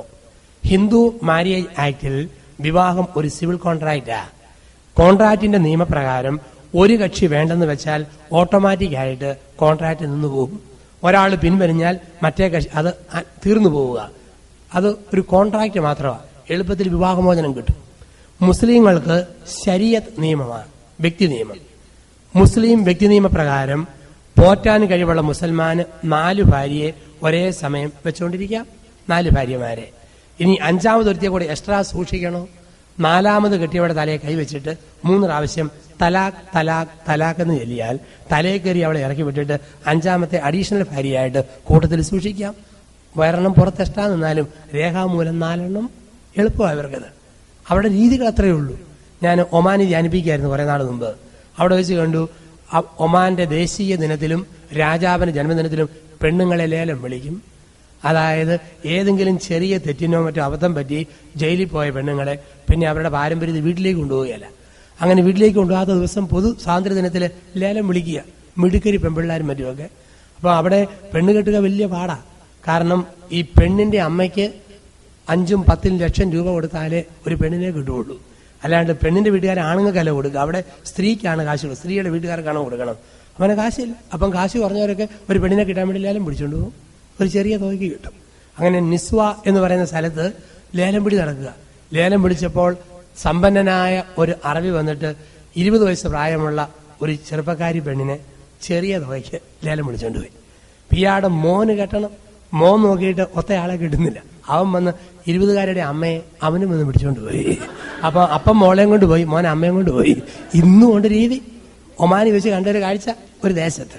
അപ്പൊ ഇങ്ങനെയൊക്കെ ഉള്ള ഒരു യാഥാസ്ഥിതിക മുസ്ലിം കാടത്തത്തിന്റെ ലോകത്ത് അവർക്ക് എളുപ്പമാ ഒരു ഭാര്യയെ വിട്ടിട്ട് അടുത്തയാളെ സ്വന്തമായിട്ട് എടുക്കാനായിട്ട്. അങ്ങനെ പറ്റും. പക്ഷെ നമുക്കത് കൂദാശയായതുകൊണ്ട് മരണം കൊണ്ട് മാത്രമേ വേർതിരിക്കാൻ പറ്റൂ. നമ്മുടെ ബഹുമാനപ്പെട്ട സഖറിയാസച്ചൻ ഇവിടെ കുർബാന അർപ്പിച്ചപ്പോൾ ഓസ്തികൾ കൂദാശ ചെയ്ത് ഈശോയുടെ തിരുശരീരമാക്കി ചെറിയ സക്രാരിക്കകത്ത് കൊച്ചു കുസ്തോതിയിൽ പൂട്ടിവെച്ചു. ബെനഡിക്ട് 16 മാർപ്പാപ്പ സീറോ മലബാർ സഭയിലെ അമേരിക്കയിലെ ഏറ്റവും വളരുന്ന മാതൃകാ പാരീഷ് എന്ന ഒരു സമ്മാനം നിങ്ങൾക്ക് തന്നിട്ട് ഈ പള്ളി വരെ ഒരു പുതിയ പള്ളി പണിയുമ്പം അത് വെഞ്ചരിക്കാൻ വേണ്ടി വരുന്നു. സങ്കല്പിക്കുക, ബെനഡിക്ട് 16 മാർപ്പാപ്പ ഇവിടെ വന്നിട്ട് പുത്തമ്പള്ളി വെഞ്ചരിക്കുന്ന കൂട്ടത്തിൽ സക്രാരിയിൽ അതുവരെ സൂക്ഷിച്ചിരുന്ന കുർബാന മൊത്തം എടുത്തിട്ട് ഒരു വെള്ളത്തുണി വിരിച്ച് കുടഞ്ഞിടുക. എന്നിട്ട് ബെനഡിക്ട് 16 മാർപ്പാപ്പ പറയുക, ഒരു വെറും ഓർഡിനറി അച്ഛനായ സഖറിയാസ് അച്ഛൻ കുർബാന എന്നും പറഞ്ഞ് കൂദാശ ചെയ്ത് വെച്ചിരിക്കുന്ന ഇത് യേശുവിന്റെ ശരീരമല്ല, യേശുവിന്റെ ശരീരമല്ല, യേശുവിന്റെ ശരീരമല്ല എന്നും പറഞ്ഞ് 16 ബെനഡിക്ട് മാർപ്പാപ്പ 16 പ്രാവശ്യം കൈ കാണിച്ചാലും സഖറിയാസ് അച്ഛൻ കുർബാനയാക്കി വെച്ച കുർബാന അല്ലാതാക്കാൻ പറ്റുമോ? പറ്റിയല്ല. ഇതുപോലെ സത്യസന്ധമായി വിവാഹം എന്നൊരു കൂദാശ നടത്തിയെങ്കിൽ ആ കൂദാശയിൽ, അങ്ങനെ സ്ഥാപിക്കപ്പെട്ട കൂദാശയിൽ ഒരിക്കൽ ഒരുമിപ്പിച്ച് തമ്പുരാൻ ചേർത്തതിനെ വേർതിരിക്കാൻ ഒരു കുടുംബ കോടതിക്കോ ഒരു രൂപതാ കോടതിക്കോ പറ്റിയല്ല. കാരണം ഒരിക്കൽ ചേർത്തോ മരണം കൊണ്ടേ വേർതിരിക്കാൻ പറ്റൂ. പിന്നെ കളിപ്പിച്ച കല്യാണമോ വഞ്ചിച്ചതൊക്കെയാണെന്ന് വരികിൽ കല്യാണം പ്രോപ്പറായിട്ട് നടന്നിട്ടില്ല, അതുകൊണ്ട് പിരിച്ചുവിടാം. യാഥാർത്ഥത്തിൽ നടന്നയാള് ഭർത്താവിന് വട്ടുപിടിച്ചാലും തിരിച്ചുവിടാൻ പറ്റുകയില്ല. ഭാര്യ പൊള്ളിപ്പൊളിഞ്ഞു പോയാലും തിരിഞ്ഞു പോകാൻ പറ്റുകയില്ല. എന്ത് സംഭവിച്ചാലും ദൈവം ചേർത്തതാ. അതുകൊണ്ടാണ് ദൈവം യോജിപ്പിച്ചത് മനുഷ്യൻ വേർപെടുത്തരുത് എന്ന് പറയാ. അപ്പൊ അങ്ങനെയുള്ള കുടുംബജീവിതത്തില് ദൈവം എല്ലാം പൂർണ്ണതയെ സൃഷ്ടിച്ചു. അപൂർണത മനുഷ്യന്റെ സമ്മാനമല്ലേ? ദൈവം ചേർത്ത് മനുഷ്യ ബലഹീനത കൊണ്ട് തീർത്തു. ഒരു അച്ഛൻ ഇങ്ങനെ പ്രസംഗിച്ചു, കരിസ്മാറ്റിക് അച്ഛൻ പറഞ്ഞു, എല്ലാം പൂർണ്ണതയെ സൃഷ്ടിച്ചിരിക്കുന്നു ദൈവം, പൂർണ്ണതയെ ദൈവം സൃഷ്ടിച്ചിരിക്കുന്നു, അപൂർണമായതൊന്നുമില്ല എന്ന് പറഞ്ഞു. അപ്പൊ ഒരു ചേട്ടൻ കുഷ്ട്യന്മാർക്ക് പോലെ ചുരുണ്ട് നിൽക്കുന്ന കൂന് പിടിച്ച ഒരു തള്ളയെ കൊണ്ടുവന്ന് കാണിച്ചിട്ട് ചോദിച്ചു, ഈ നിപ്പ് കണ്ടില്ലേ, ഇതിനകത്ത് എന്നാ പൂർണ്ണത അച്ഛായിരിക്കുന്നു ചോദിച്ചു. ഇതാണോ പൂർണ്ണത? ഉടനെ അച്ഛൻ പറഞ്ഞു, ഹല്ലേലൂയ, ദൈവമേ, ഇത്രയും പൂർണ്ണതയുള്ളൊരു കൂന് ഇന്ന് വരെ ഞാൻ കണ്ടിട്ടില്ല, ഇതെന്തോ ഒരു പൂർണ്ണതയാ. അപ്പൊ കുടുംബജീവിതത്തില് തകർച്ചകളും നമ്പരങ്ങളൊക്കെ വന്നു കഴിയുമ്പോഴത്തേക്ക് അപ്പൊ അല്പം അപൂർണതകളൊക്കെ സംഭവിച്ചു എന്നിരിക്കും. അതൊക്കെ നമ്മൾ കണ്ടില്ല കേട്ടില്ല എന്ന് വെക്കുന്ന ഒരു ജീവിതത്തിന്റെ ശൈലി, ആ ഒരു വിട്ടുവീഴ്ച, അവിടെയാണ് ദാമ്പത്യബന്ധത്തിന്റെ വിജയം എന്ന് പറയുക. ചിലപ്പം വഴക്കടിയുടെ പൂർണ്ണതയായിരിക്കും ചില കുടുംബത്തിൽ കാണുക, കുറ്റം പറച്ചിലിന്റെ പൂർണ്ണത, പൊളിച്ച തെറിവിളിയുടെ പൂർണ്ണത, എല്ലാം ഉള്ള കുടുംബങ്ങളാണ്. എന്നാലും ദൈവത്തിന്റെ പരിപാലനം ഉണ്ടെന്നുള്ള ഒരു ചിന്ത മനസ്സിൽ സൂക്ഷിക്കണം. ഇനി ആരാണ് ഉത്തമനായ ഭർത്താവ്, ഉത്തമയായ ഭാര്യ എന്ന് വേദപുസ്തകം പഠിപ്പിക്കുന്നുണ്ട്. ഉത്തമയായ ഭാര്യയുടെ 5 യോഗ്യതകൾ സുഭാഷിതങ്ങളുടെ പുസ്തകം 31 അധ്യായം 15 മുതലുള്ള വാക്യങ്ങളിലാണ്. ഒരു ഉത്തമയായ ഭാര്യയുടെ 5 യോഗ്യതകൾ പഠിപ്പിക്കുന്നത് സുഭാഷിതങ്ങൾ 31 അധ്യായം 15 മുതലുള്ള വാക്യങ്ങൾ. ഉത്തമയായ സ്ത്രീയുടെ ഭാര്യയുടെ 5 യോഗ്യതകൾ. 1, ഉത്തമയായ ഭാര്യ അതിരാവിലെ എഴുന്നേറ്റ് വീട്ടിലെ ജോലികൾ വൃത്തിയായി നോക്കുന്നവളാണ്. എന്താ അതിന്റെ അർത്ഥം? വീടിന്റെ അകത്തെ കാര്യത്തിൽ ആണുങ്ങളെക്കാൾ കൂടുതൽ ശ്രദ്ധ പതിപ്പിക്കേണ്ടത് സ്ത്രീയാണ് എന്ന് പറഞ്ഞാല് നൈറ്റ് ഡ്യൂട്ടിയും കഴിഞ്ഞ് വരുമ്പോൾ കിട്ടിയെന്ന് പറഞ്ഞാലും പിന്നെ അവിടെ തന്നെ പണിയുക എന്നുള്ളതല്ല. പിന്നെയോ വീട്ടിനകത്തൊരു ചിട്ടയും ക്രമവും ഒരു ഓർഡർ വീട്ടിൽ ശ്രദ്ധിക്കേണ്ടത് ഭാര്യയാണ്. ഉത്തമയായ ഭാര്യ അതിരാവിലെ എഴുന്നേറ്റ് വീട്ടിലെ ജോലികൾ വൃത്തിയായി ചെയ്യുന്നവളാണ്. ഒരു സ്ത്രീ പെരയ്ക്കകം തുടക്കത്തുമില്ല, അടിച്ചു വാരത്തിലൊന്നുമില്ല. അവള് കെട്ടിയവനോട് പറയുക, ഞങ്ങളൊരു സംഘടന ആരംഭിച്ചിരിക്കുന്നു, ഈ സംഘടന ഈ രാജ്യം മുഴുവൻ തൂത്തുവാരും ഓർത്തോളാൻ പറഞ്ഞു. അവൻ പറഞ്ഞു, ആദ്യം നീ പെരയ്ക്കകം തൂത്തുവാരം, എന്നിട്ടല്ലേ ഒരു രാജ്യം മൊത്തം തൂത്തുവാരാൻ പോണത്. ഉത്തമയായ ഭാര്യ വീട്ടിലെ കാര്യങ്ങൾ വൃത്തിയായി നോക്കുന്നവൾ, ചിട്ടയും ക്രമവും വരുത്തുന്നവൾ ഉത്തമയായ ഭാര്യ. സുഭാഷിതങ്ങൾ 31:15 വാക്യം. 2, ഉത്തമയായ ഭാര്യ ആരെ എന്ന് ചോദിച്ചാൽ എല്ലാവരും ഉറങ്ങുമ്പോഴും അല്പസമയം കൂടെ വീട്ടുകാർക്ക് വേണ്ടി പ്രാർത്ഥിക്കുന്നവൾ ഉത്തമയായ ഭാര്യ. അതുകൊണ്ടാ പറയുക, ഉത്തമയായ ഭാര്യ എല്ലാവരും ഉറങ്ങുമ്പോഴും അവളുടെ വിളക്ക് അല്പസമയം കൂടെ തെളിഞ്ഞു നിൽക്കും എന്നാണ് പറയുക. എല്ലാവരും ഉറങ്ങിക്കഴിയുമ്പോഴും കട്ടിലിരുന്നോ മുട്ടുകുത്തിയോ അല്പം കൂടെ ഭർത്താവിനും മക്കൾക്കും വേണ്ടി പ്രാർത്ഥിക്കുന്നവളാണ് ഉത്തമയായ ഭാര്യ. പഴയകാല അമ്മമാരുടെ ചിത്രം ഓർത്താൽ മതി. നമ്മുടെയൊക്കെ അമ്മച്ചിമാരുടെ മുഖം എത്ര വേദനയും ബുദ്ധിമുട്ടുണ്ടെങ്കിലും ശരി, ഉറക്കടച്ചിരുന്ന് പിന്നെയും പിന്നെയും പ്രാർത്ഥിക്കും. വെളുപ്പിന് എഴുന്നേറ്റ് പ്രാർത്ഥിക്കും, കിടക്കാൻ നേരത്ത് പ്രാർത്ഥിക്കും. പ്രാർത്ഥന കൊണ്ട് ചിലപ്പോൾ നമ്മൾ മടുത്തു പോകും, ഇന്ന് നീളം കാരണം. എന്നാലും പ്രാർത്ഥന. ഉത്തമയായ ഭാര്യ എല്ലാവരും ഉറങ്ങുമ്പോഴും അല്പം കൂടെ കുടുംബത്തിന് വേണ്ടി പ്രാർത്ഥിക്കുന്നവൾ. 3, ഉത്തമയായ ഭാര്യ സ്വന്തം കൈകൊണ്ട് മുന്തിരിത്തോട്ടം നട്ടുപിടിപ്പിക്കും. എന്ന് പറഞ്ഞാൽ അലയാനും ബുദ്ധിമുട്ടാനുള്ള മനസ്സ് എപ്പോഴും ഉള്ളവൾ ഉത്തമയായ ഭാര്യ. വീടിനു വേണ്ടി അലയുക, ബുദ്ധിമുട്ടുക, അലസതയില്ലാത്തവൾ.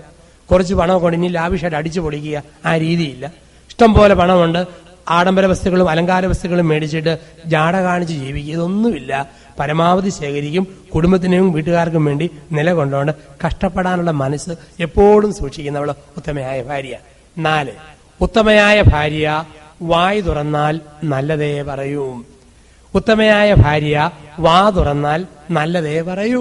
സുഭാഷിതങ്ങൾ 31:15 മുതൽ 30 വരെയുള്ള വാക്യങ്ങളുടെ വിശദീകരണമാണ് പറയുക. വാ തുറന്നാൽ നല്ലതേ പറയൂ. ആരുടെയും കുറ്റം പറച്ചിലുമില്ല, ബഹളമില്ല, പരാതിയോ ആവലാതികളോ ഒന്നുമില്ലാത്തവൾ ഉത്തമയായ ഭാര്യ. ഭർത്താവിന്റെ വീട്ടുകാരെ കുറിച്ച് ഒന്നും പറയാനില്ല, ബുദ്ധിമുട്ടുണ്ടെങ്കിലും അതും സഹിക്കും. വീട്ടിലെ പല പല പ്രശ്നമുണ്ട്, ആ കുരിശും സഹിക്കും. അങ്ങനെ ക്ഷമിച്ച് സഹിച്ചു പോകുന്നവൾ. വാ തുറന്നാൽ നല്ലതേ സംസാരിക്കും. 5, ഉത്തമയായ ഭാര്യ ഉള്ളതിന്റെ ഓഹരി പാവങ്ങളുമായി പങ്കുവെക്കുന്നവളാണ്. ഒരു നല്ല അമ്മ, നല്ല ഭാര്യ എന്ന് പറഞ്ഞാൽ പാവങ്ങളെ സ്നേഹിക്കുക എന്നുള്ളത്. എന്റെ അമ്മ, ഞങ്ങൾ വീട്ടിൽ 2 മക്കൾ, ഞാനും ചേട്ടനും. ഇപ്പം നാട്ടിൽ അമ്മമാർക്കൊക്കെ, ഞങ്ങളുടെയൊക്കെ നാട്ടിൽ പെണ്ണുങ്ങൾക്ക് സ്വന്തമായ വരുമാന വഴികളില്ല, നമുക്കറിയാം. കാരണം മലമ്പ്രദേശങ്ങളിലെ പെണ്ണുങ്ങൾക്ക് വരുമാന മാർഗങ്ങളില്ല. സിറ്റിയിലെ പെണ്ണുങ്ങൾക്ക് ശമ്പളമൊക്കെ ഉണ്ട്. ഗ്രാമത്തിലെ തള്ളമാർക്ക് ആകെപ്പാടെ വീട്ടിലുള്ളതേ ഉള്ളൂ, ആകെപ്പാടെ. പിന്നെ സ്വന്തമായിട്ട് കിട്ടുന്ന വാശെന്ന് പറഞ്ഞാൽ ചക്കുകുരു, മാങ്ങ, മോര്, മുട്ട, കോഴിക്കുഞ്ഞ്, മുയലും കുഞ്ഞ്, പന്നിക്കുഞ്ഞ്, അരിമുളക്, ചൊള്ള, ചീര്, ഒട്ടുപാല്, ചില്ലുപാല്, മൺപാല്, ചിരട്ടപ്പാല്, ഇതൊക്കെ വിരിയിടുന്ന കാശാണ് അത്യാവശ്യം പെണ്ണുങ്ങൾക്കുള്ളത്. നല്ല അന്തസ്സുള്ള കെട്ടിയന്മാര് ഷീറ്റിന്റെയും മുളകിന്റെയും കാശെടുത്താലും ഈ ഒട്ടുപാലിന്റെയും ചൊള്ളിന്റെയും ചീരിന്റെയും മുട്ടയുടെയും പന്നിക്കുഞ്ഞിന്റെയും കാശ് പെണ്ണുങ്ങൾക്ക് കൊടുക്കും. കാരണം ഈ അമ്മമാർക്ക് പെൺപിള്ളാര് വളർന്നു വരുമ്പോഴത്തേക്ക് ഒരു തരി പൊന്നു മേടിച്ചു കൊടുക്കണമെങ്കിൽ അല്പം കാശ് കൈ വേണ്ടേ? അതിനുവേണ്ടിയാ. കാരണം പണ്ടത്തെ കാലമല്ലല്ലോ. ഇന്നൊക്കെ നമ്മുടെയൊക്കെ നാട്ടിൽ പെണ്ണുങ്ങളെ കെട്ടിച്ചു വിടണമെങ്കിൽ എന്തൊരു കഷ്ടപ്പാടാ. പഴയതുപോലെ വല്ല ആണോ? സ്വർണം ദേഹത്തിന്റെ ഏതെല്ലാം ഭാഗത്ത് ചളുക്കി പരത്തി വെച്ചാലാ കല്യാണവും നടക്കുക. ചെവിയെ തന്നെ 3 എണ്ണം, ഒരെണ്ണം സെക്കൻഡ് സ്റ്റഡ്, ഫോൺ സ്റ്റഡ് എന്നും പറഞ്ഞ് ഇങ്ങനെ കൊളുത്തിയിട്ടിരിക്കുന്നു. പിന്നെ കഴുത്തേലാണെങ്കിൽ വളച്ചു വെച്ചിരിക്കുന്നു മുട്ടനും സാധനം. പിന്നെ കെട്ടിയവന്റെ അടി വരുമ്പം തടയാനായിട്ട് തടവള എന്നും പറഞ്ഞ് വേറെണ്ണം ഇവിടെ. പിന്നെ ഈ അല്പം നിയന്ത്രണം വേണം പറഞ്ഞ് മൂക്കുകയറ് പോലെ മൂക്കുത്തി എന്നും പറഞ്ഞ് ഇവിടെ ഒരെണ്ണം. പിന്നെ ഇന്നലെ സൂചിപ്പിച്ചു പാദസരം എങ്ങനെ ഉണ്ടായതാന്ന്. പിന്നെ എല്ലാം കൂടെ ബാക്കി വന്നപ്പോൾ മിച്ചം വന്ന സാധനം മിഞ്ച് എന്നും പറഞ്ഞ് കാലിന്റെ വിരലെ കൊണ്ടുപോയി അവിടെ കൊണ്ട് കൊളുത്തി വെച്ചിരിക്കുന്നു. ഇവിടെ ഞാൻ ഓസ്ട്രേലിയയിൽ ഒരു പ്രോഗ്രാമിന് മെൽബണിൽ ചെന്നപ്പം അവിടെ വെച്ച് കണ്ടു, എല്ലാ ഭാഗവും തീർന്നതുകൊണ്ട് പുക്കിളിന്റെ ഇവിടെ കമ്മലിട്ടുകൊണ്ട് നടക്കുന്നു. ബാക്കി ഏരിയ മൊത്തം തീർന്നുപോയി. ഏതെല്ലാം രീതിയില്ല. ഇന്ന് തട്ടാന്മാരാണെന്ന് വരികിൽ ഒരു പുതിയ ആഭരണം കണ്ടുപിടിക്കുക. പെണ്ണുങ്ങൾക്ക് വർത്തമാനം കൂടുതലാണെന്നും പറഞ്ഞ് കീഴ്ച്ചുണ്ടും മേലിച്ചുണ്ടും കൂടെ തുളച്ചിട്ട് ചൊടികുത്തി എന്നും പറയുന്ന ഒരു പുതിയ സാധനം. അപ്പൊ ഇങ്ങനെ അല്പം പൈസ വേണ്ടേ? അപ്പൊ അതിനുവേണ്ടി ഈ നല്ല ആണുങ്ങൾ കുറച്ച് പൈസ സ്ത്രീകൾക്ക് ഇങ്ങനെ കൊടുത്തേക്കും. അപ്പം പല ചേട്ടത്തിമാരും പറയും, എന്റെ അച്ഛാ ഇങ്ങനെയൊക്കെ കാശ് കിട്ടുമ്പം 5-ന്റെയും 10-ന്റെയും 20-ന്റെയും നോട്ട് ഞങ്ങൾ മേശയുടെ ട്രോയ്ക്കകത്തും അവിടെ ഇവിടെയും പുസ്തകത്തിലൊക്കെ വെച്ചേക്കും. 50-ന്റെയും 100-ന്റെയും നോട്ട് മാത്രം ഞങ്ങൾ ബൈബിളിനകത്ത് കയറ്റി വെക്കും. കാരണം കെട്ടിയവനെന്ന് പറയുന്ന ജീവി തുറക്കാത്ത ഏക സാധനം ബൈബിള് മാത്രം. 50-ഉം 100-ഉം ബൈബിളിനകത്ത്, 5-ഉം 10-ഉം മേശപ്പുറത്ത്. അപ്പം ഒരു നല്ല സ്ത്രീ എന്ന് പറഞ്ഞു കഴിഞ്ഞാൽ ഇങ്ങനെയൊക്കെ ഉള്ളപ്പോഴും ഇതിന്റെ ഓഹരി ഇല്ലാത്തവരോട് പങ്കുവെക്കും. അപ്പൊ അമ്മ ഞങ്ങളുടെ വീട്ടിൽ പന്നിക്കുഞ്ഞിനെ വിൽക്കുന്ന സമയം, അപ്പൊ അമ്മയ്ക്ക് വലിയ കാശുള്ള ദിവസങ്ങളാ പന്നി കച്ചവടം നടക്കുന്ന സമയം. അപ്പം ഇങ്ങനെ കിട്ടുമ്പോഴത്തേക്ക് ഒരു പന്നിക്കുഞ്ഞിന്റെ കാശ് അമ്മ മാറ്റി വെക്കും. എന്നിട്ട് പറയാം, മക്കളെ എനിക്കൊരു പെങ്കൊച്ചില്ലല്ലോ, അതുകൊണ്ട് ഏതെങ്കിലും പാവപ്പെട്ട പെണ്ണിന് കുർബാനയ്ക്കുള്ള പാടിന് ഒരു പാവാടത്തുണിയും ബ്ലൗസ് പീസും കൊടുക്കാൻ വേണ്ടിയാ എല്ലാ വർഷവും അമ്മ ഇങ്ങനെ ചെയ്യുന്ന കണ്ടിട്ടുണ്ട്. ഞങ്ങൾ കൊച്ചു കുടുംബം ആയതുകൊണ്ട് ചക്ക വെട്ടി കഴിയുമ്പോഴത്തേക്ക് ഒരു മുറി മതി ഞങ്ങൾക്ക്. മറ്റേ മുറി അടുത്ത ഈ ലക്ഷം വീട് കോളനിയിലെ ഹരിജൻ കോളനിയിലെ പാവപ്പെട്ടവരെ വിളിച്ചിട്ട് അവർക്ക് കൊടുക്കുന്ന കേട്ടിട്ടുണ്ട് കുഞ്ഞുനാള് മുതൽ. അപ്പം അതുകൊണ്ട് എനിക്കും പിന്നീട് വളർന്നു വന്നപ്പോഴത്തേക്ക് ഈ പാവങ്ങളുമായുള്ള എന്തെങ്കിലുമൊക്കെ കൊച്ചു കൊച്ചു സഹായം ചെയ്യണമെന്നുള്ള ഒരു തോന്നൽ അമ്മയിൽ നിന്ന് കിട്ടിയതാണ്. അപ്പം ആ ഒരു ഒറ്റ ചിന്തയാണ് ഞാൻ തിരുവനന്തപുരത്തായിരുന്നപ്പോൾ മെഡിക്കൽ കോളേജിൽ നിന്ന് ഉപേക്ഷിച്ചവർ ആർക്കും വേണ്ടാതെ വഴി കിടക്കുന്നവരെ പെറുക്കിയെടുത്ത് വളർത്തുന്ന ഒരു സ്ഥാപനം ഞാൻ തുടങ്ങി 1999 അവസാനം. അതൊക്കെ കുഞ്ഞുനാളിൽ എൻ്റെ ഓർമ്മകളുടെ ഫലമാണ്. തിരുവനന്തപുരത്തിന് ഹൃദയഭാവം ശ്രീകാര്യത്ത് ഒരു വീട്, ഒരു മനുഷ്യൻ വീടും 18 സെന്റ് സ്ഥലവും കൂടെ തന്നു. ഒത്തിരി പേരെ കൊണ്ട് സഹകരിപ്പിച്ച് ഇപ്പം അവിടെ എപ്പോഴും 30 പേർക്ക് അവിടെ കിടക്കാം. 30 പേർക്ക് ഒരാൾ മരിച്ചാലേ അടുത്ത ആൾക്കുള്ളൂ. വേറെ ഒത്തിരി പേരെ കൂട്ടിയാൽ വൃത്തിയും ചിട്ടയും പോകും. അതുകൊണ്ട് 30 പേര് സിസ്റ്റേഴ്സ് നോക്കാനുണ്ട്. ഞാൻ സഭയുടെ ചാർജായിട്ട് വന്നപ്പോഴത്തേക്ക് വേറെ അച്ഛനോട് അപ്പോയിന്റ് ചെയ്ത് ഭംഗിയായിട്ട് നൽകുന്നു. ശ്രീകാര്യം അസീസ് നികേതൻ എന്നും പറഞ്ഞ്. അപ്പം ഇതൊക്കെ തുടങ്ങാനുണ്ടായ സാഹചര്യം 60 വയസ്സ് കഴിഞ്ഞവരും ആരുമില്ലാത്ത അനാഥർക്കും സംരക്ഷണമായിട്ട് അത് നടത്തിക്കൊണ്ടിരിക്കുക. അപ്പം അതൊക്കെ തുടങ്ങിയതിൻ്റെ ഒരു പ്രചോദനം അമ്മയിൽ നിന്നും മറ്റും കണ്ടതാണ്. ഇപ്പോൾ ഒരു നല്ല അമ്മ, ഒരു നല്ല ഭാര്യ ഉള്ളതിന്റെ വീതം ഇല്ലാത്തവരുമായിട്ട് പങ്കുവെക്കുന്ന മനസ്സ്, അത് കാണിക്കുന്നതാണ് ഉത്തമനായ ഭാര്യ. ഇപ്പോൾ ഒരു സ്ത്രീയുടെ 5 യോഗ്യത. ഇനി ആരാ ഉത്തമനായ ഭർത്താവ്? എഫേസ്യസ് ലേഖനം 5-ാം അധ്യായം. ഭാര്യാഭർത്തൃ ബന്ധത്തിൽ ഭർത്താക്കന്മാരെ കുറിച്ച് പറയുന്നു. എഫേസ്യസ് ലേഖനം 5-ാം അധ്യായത്തിൽ പറയുന്നു. 1, ഉത്തമനായ ഭർത്താവ് ആരെന്ന് ചോദിച്ചാൽ ഭാര്യയെ സ്നേഹിക്കുന്നവനാണ്. ഏറ്റവും അടിസ്ഥാനം സ്നേഹമാണ്. അടിസ്ഥാനപരമായിട്ടൊരു സ്ത്രീ കൊടുക്കേണ്ടത്, ഭർത്താവിന് കൊടുക്കേണ്ടത് സ്നേഹമാണ്. ചില ആണുങ്ങളുണ്ട് ഉള്ളു നിറയെ സ്നേഹമാണ്, പക്ഷെ പ്രകടിപ്പിക്കാൻ അറിയത്തില്ല. അകത്തില്ലാഞ്ഞിട്ടല്ല, കാണിക്കാൻ അറിയത്തില്ല. അവർ പറയും, അച്ഛാ എന്റെ മനസ്സിൽ ഈ മുഖമല്ലാതെ വേറൊരു മുഖമില്ല. അത് ഭാര്യയ്ക്ക് കൂടെ തോന്നണം വേറെ മുഖമില്ലെന്നുള്ളത്. ഒരു സ്ത്രീ പറഞ്ഞ, അച്ഛാ ഇയാൾ മിടുക്കനാ, പക്ഷെ ഭൂമിയിൽ ഏത് പെണ്ണുങ്ങളെ കണ്ടാലും നിർത്താത്ത വർത്താനം, എന്നോട് മാത്രം ഒന്നും സംസാരിക്കാനില്ല. ചില ആണുങ്ങളുണ്ട് സ്വന്തം ഭാര്യയേക്കാൾ ഇഷ്ടം പെങ്ങളോടാ, പഴയ പെങ്ങളോട്. എപ്പോഴും പെങ്ങളെ പൊക്കി പിടിച്ച് നടക്കും, സ്വന്തം ഭാര്യയേക്കാൾ ഉപരി സ്ഥാനം. കല്യാണം കഴിഞ്ഞാൽ അതൊക്കെ നിഷിദ്ധമാണ്. കാരണം ഒരു സ്ത്രീക്ക് തോന്നരുത് എന്നേക്കാൾ ഉപരിയായിട്ട് ഇവൻ ഇയാളുടെ പെങ്ങളോടാ ബന്ധങ്ങൾ, അല്ലെ അമ്മയോടാ ബന്ധം. സ്നേഹിക്കുന്ന ഭർത്താവാണെങ്കിൽ അത് പോരാ. അപ്പൊ ശരിക്കും സ്നേഹമുണ്ടെന്ന് വരില്ല, ആ സ്നേഹം പ്രകടിപ്പിക്കണം. ഈ അസീസി ധ്യാനമന്ദിരത്തിൽ ഭർത്താവും ഭാര്യയും കൂടെ ധ്യാനിക്കാൻ പോകും. ധ്യാനം കൂടി കഴിഞ്ഞപ്പോഴത്തെ മനസ്സിലായി ഇവനൊരു കുഴപ്പമുണ്ട്. ഇവന് സ്നേഹം പ്രകടിപ്പിക്കാൻ അറിയത്തില്ല. ഉള്ളു മുഴുവൻ സ്നേഹമാണ്, പക്ഷെ പ്രകടിപ്പിക്കാൻ അറിയത്തില്ല. മനസ്സ് നിറയെ സ്നേഹമാണ്, പ്രകടിപ്പിക്കാൻ അറിയത്തില്ല. ഭാര്യ പറഞ്ഞാൽ ഇയാൾ എന്നെയല്ല കെട്ടിയിരിക്കുന്നത്. ഇയാൾ കെട്ടിയിരിക്കുന്നത് ഒരു റബ്ബർ തോട്ടത്തെയും 25 ഷീറ്റിനെയും ഒരു മാരുതിക്കാരനെയും. ആച്ചാ എന്റെ കൂടെ 2 ദിവസം പോലും താമസിക്കില്ല. എപ്പോഴും കാറേ ശരണം, ഷീറ്റേ ശരണം, തോട്ടം ശരണം, ഈ പോക്ക് തന്നെ പോക്ക്. അച്ഛനൊന്ന് പറയണം. ഞാൻ പറഞ്ഞു, പൊന്നു മനുഷ്യ, ഭാര്യ പാവം ശരിയാ, അല്പം കൂടെ അവളുടെ കാര്യത്തിൽ ശ്രദ്ധിക്കണം. ഇങ്ങനെ ഷീറ്റേ തോട്ടം കാറ് എന്ന് പറഞ്ഞു ഓടി നടന്നാൽ പോരാ, അല്പം കൂടെ ശ്രദ്ധിക്കണം.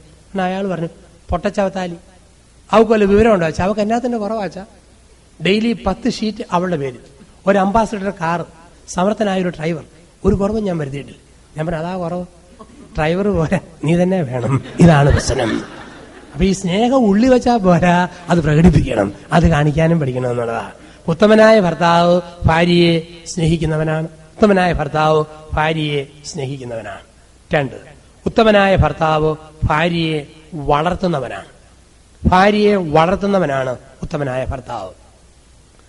ശിരസായ മിശിഹ ഉടലായ സഭയെ വളർത്തിയതുപോലെ ശിരസായ ഭർത്താവ് ഉടലായ ഭാര്യയെ വളർത്തണം.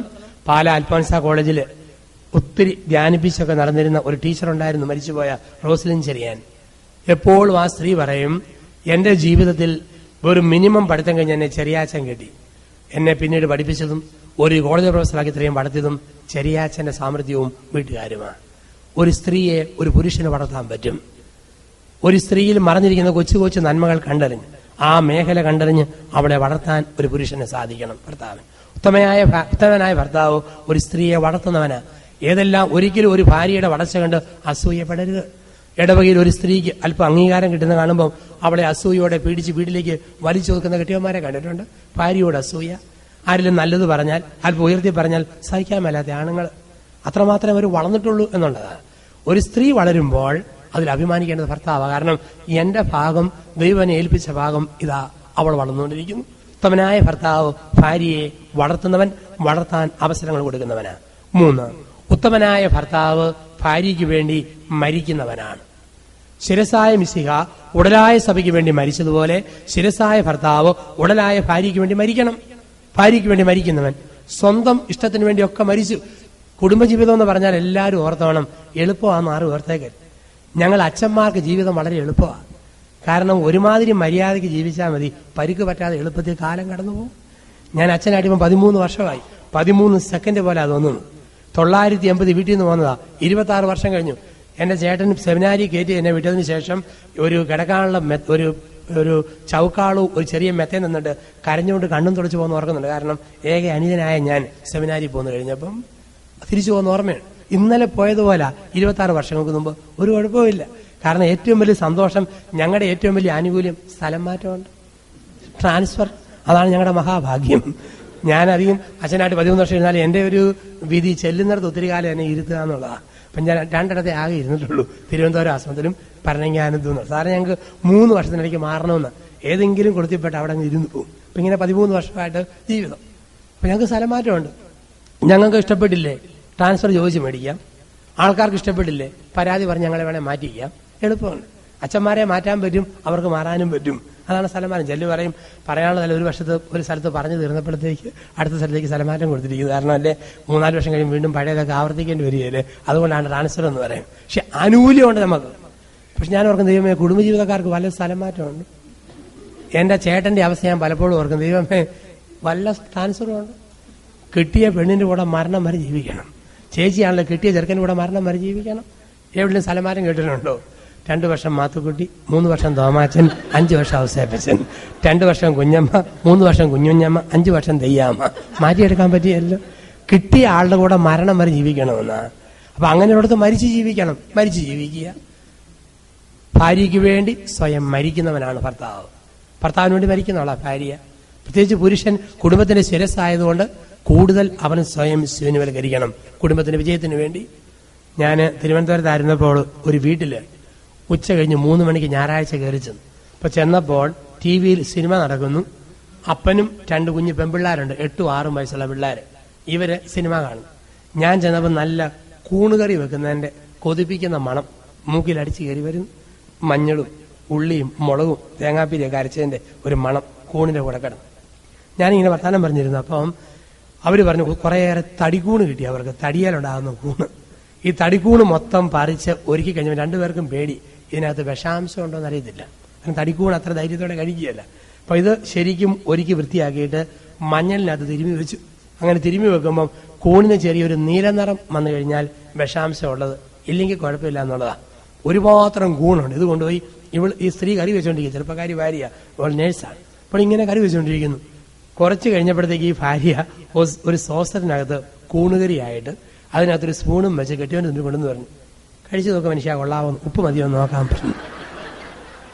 അവൻ പറഞ്ഞു നീ കഴിക്കടി, കഴിച്ചിട്ട് ഞാൻ കഴിക്കാമെന്ന് പറഞ്ഞു. അവള് പറഞ്ഞു എന്നാലും നമ്മൾ അങ്ങനെയല്ല, ആദ്യം ഇങ്ങേർക്കല്ലേ തരുന്നത്, ഇങ്ങേര് കഴിക്കുക, എന്നിട്ട് ഞാൻ കഴിക്കാം. 2 പേർക്കും പേടി, അതിനകത്ത് വിഷമുണ്ടോന്ന് അറിയത്തില്ലല്ലോ, എന്നാ കുഴപ്പമൊന്നും അറിയത്തില്ല. അപ്പൊ അവൻ പറയാ എടി വിവാഹത്തിന് അന്നെടുത്ത വാഗ്ദാനം ഇന്നേലും ഞാൻ നിറവേറ്റിട്ടുള്ളൂ, ഞാൻ കഴിച്ചില്ലെങ്കിലും നിന്നെ കഴിപ്പിക്കണമെന്നല്ല, അതുകൊണ്ട് നീ കഴിക്കടി, അതിനുശേഷം ഞാൻ കഴിക്കാം. കുറച്ച് കഴിഞ്ഞു ഞാൻ പള്ളിയിലേക്ക് തിരിച്ചു പോയി. ഒരു 5:30 മണി കഴിഞ്ഞപ്പോൾ അവിടുത്തെ കൊച്ച് ചോറ്റുപാത്രം നിറയെ കൂണുകറിയായിട്ട് വന്നു പറയാം, അച്ഛാ ഡാഡിയും മമ്മിയും കഴിച്ചിട്ട് 2 പേർക്കും കുഴപ്പമില്ല, അതുകൊണ്ട് അച്ഛന് തന്നാണെന്ന് പറഞ്ഞ് ഈ കറിയും കൊണ്ട് വന്നു. ചില ആൾക്കാർ ഇങ്ങനെയാ മരിക്കുന്നത്.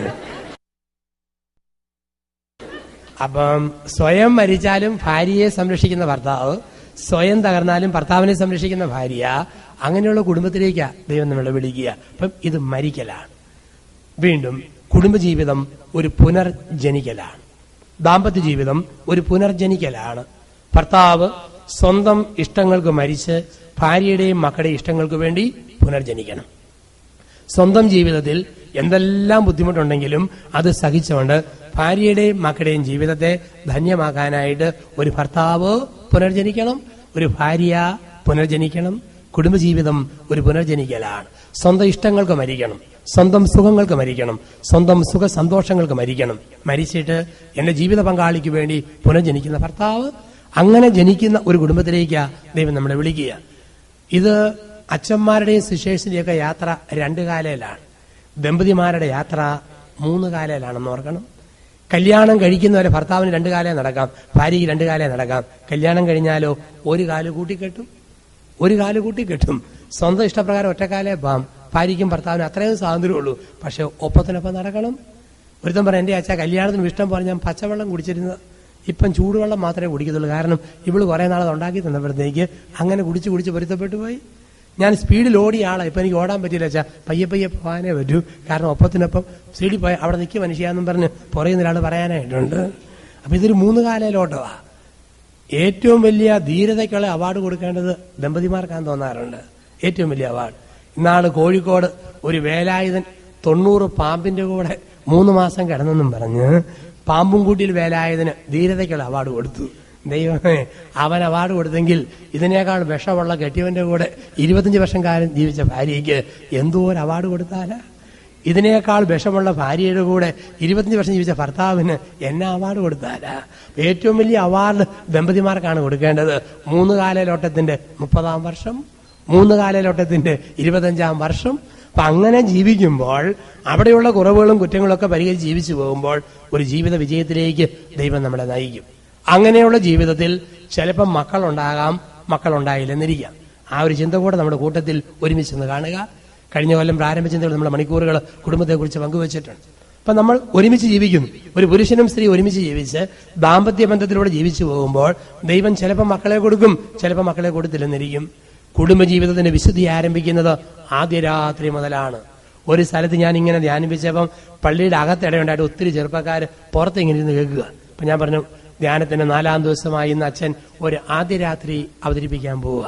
കേട്ടത് ബാധി, കേൾക്കാത്തത് ബാധി. ആനവാതിൽ തള്ളി തുറന്നുകൊണ്ട് അകത്തേക്കൊരു കൂട്ടയിടി. ബൈബിളിൽ ഒരു ആദ്യ രാത്രിയുണ്ട്. തോബിത്തിന്റെ പുസ്തകം 8ഉം 9ഉം അധ്യായങ്ങളിലെ ആദ്യ രാത്രി, 8-ാം അധ്യായത്തിലും 9-ാം അധ്യായത്തിലെയും കടന്നു വരുമ്പോൾ ആദ്യ രാത്രി തോബിയാസും ഭാര്യയും സാറായും കൂടെ തനിച്ച് മണവറയ്ക്കുള്ളിലായി. അവരിങ്ങനെ തനിച്ച് മണവറയ്ക്കുള്ളിൽ ആയിരിക്കുമ്പോൾ സാറായും തോബിയാസ് ഇരിക്കുമ്പോൾ തോബിയാസ് സാറയോട് പറഞ്ഞു, വാടി എഴുന്നേക്കടി, നമുക്ക് പ്രാർത്ഥിക്കാം. എന്നിട്ട് പറഞ്ഞു തുടങ്ങുക, പിതാക്കന്മാരുടെ ദൈവമായ കർത്താവേ, നീ ആദത്തിന് ചേർന്ന ഇണയായി തക്കതായ തുണയായി ഹവ്വായെ നൽകി. അവരിൽ നിന്നും മാനവ വംശം ജന്മമെടുത്തു. എന്നിട്ട് പറയുക, ദൈവമേ, ഞാനിവളെ സ്വീകരിച്ചിരിക്കുന്നത് നിഷ്കളങ്കമായ സ്നേഹത്താലാണ്, വിശുദ്ധമായ സ്നേഹത്താലാണ്. ഇവളോടൊത്ത് ശവക്കല്ലറ വരെ എത്താൻ എനിക്ക് കൃപ തരണമേ. അപ്പോൾ സാറാ പറഞ്ഞു, ആമേൻ. ആമേൻ എന്ന ഹീബ്രു വാക്കിന്റെ അർത്ഥം അപ്രകാരം സംഭവിക്കട്ടെ. കെട്ടിയോൻ എന്നാ പറഞ്ഞോ? അപ്രകാരം സംഭവിക്കട്ടെ. ഇതായിരുന്നു ആദ്യ രാത്രിയിലെ പ്രാർത്ഥന. നിങ്ങൾ പലരും വർഷങ്ങൾക്ക് മുമ്പ് ആദ്യ രാത്രി കഴിഞ്ഞവരുണ്ട്. ആദ്യ രാത്രിയിലെ ആദ്യത്തെ ഡയലോഗ് എന്തായിരുന്നുവെന്ന് ഈ ധ്യാനത്തിലൊന്ന് ചിന്തിക്കണം. എത്ര പേര് പറഞ്ഞു, വരൂ നമുക്ക് എഴുന്നേക്കാം, പ്രാർത്ഥിക്കാം? പല ആണുങ്ങളും ചോദിച്ചു, എടി ഇത് മുഴുവൻ സ്വർണ്ണമാണോ അത് മുക്കുവണ്ടം വലുതുണ്ടോ? എടി പല പെണ്ണുങ്ങളും ചോദിച്ചു, താൻ ഇതിനു മുമ്പ് പലവരെയും തട്ടിയിട്ടുണ്ടോ, മുട്ടിയിട്ടുണ്ടോ, തൊട്ടിട്ടുണ്ടോ? ഇതാണ് പലപ്പോഴും ആദ്യ രാത്രിയിലെ ആദ്യ ഡയലോഗ്. അപ്പൊ ഒരുമിച്ച് പ്രാർത്ഥിച്ച് ഒന്നിച്ച് ആരംഭിച്ചപ്പോൾ കുടുംബജീവിതം വിജയിച്ചെന്നാ പറയുക. ഗ്രീക്ക് തത്വചിന്തകനായ പ്ലേറ്റോയുടെ വിശ്വപ്രസിദ്ധമായ ഒരു പുസ്തകമുണ്ട്. ആ പുസ്തകത്തിന്റെ പേരാണ് സിംബോസിയം. സിംബോസിയം എന്ന പുസ്തകത്തിൽ ഒരു ജീവിയെ കുറിച്ച് പറയുന്നുണ്ട്. ആ ജീവിയുടെ പേരാണ് ആൻഡ്രോജീൻസ്. ആൻഡ്രോജീൻസ് എന്ന ജീവിയാണ് പ്ലേറ്റോ സിംബോസിയം എന്ന ആ ഫിലോസോഫിക്കൽ ബുക്കിൽ അവതരിപ്പിക്കുക. ഈ ആൻഡ്രോജീൻസിന്റെ പ്രത്യേകത, ഒരു തല, 4 കൈകൾ, 4 കാലുകൾ, 2 മുഖങ്ങൾ, ഒരു ഉടൽ.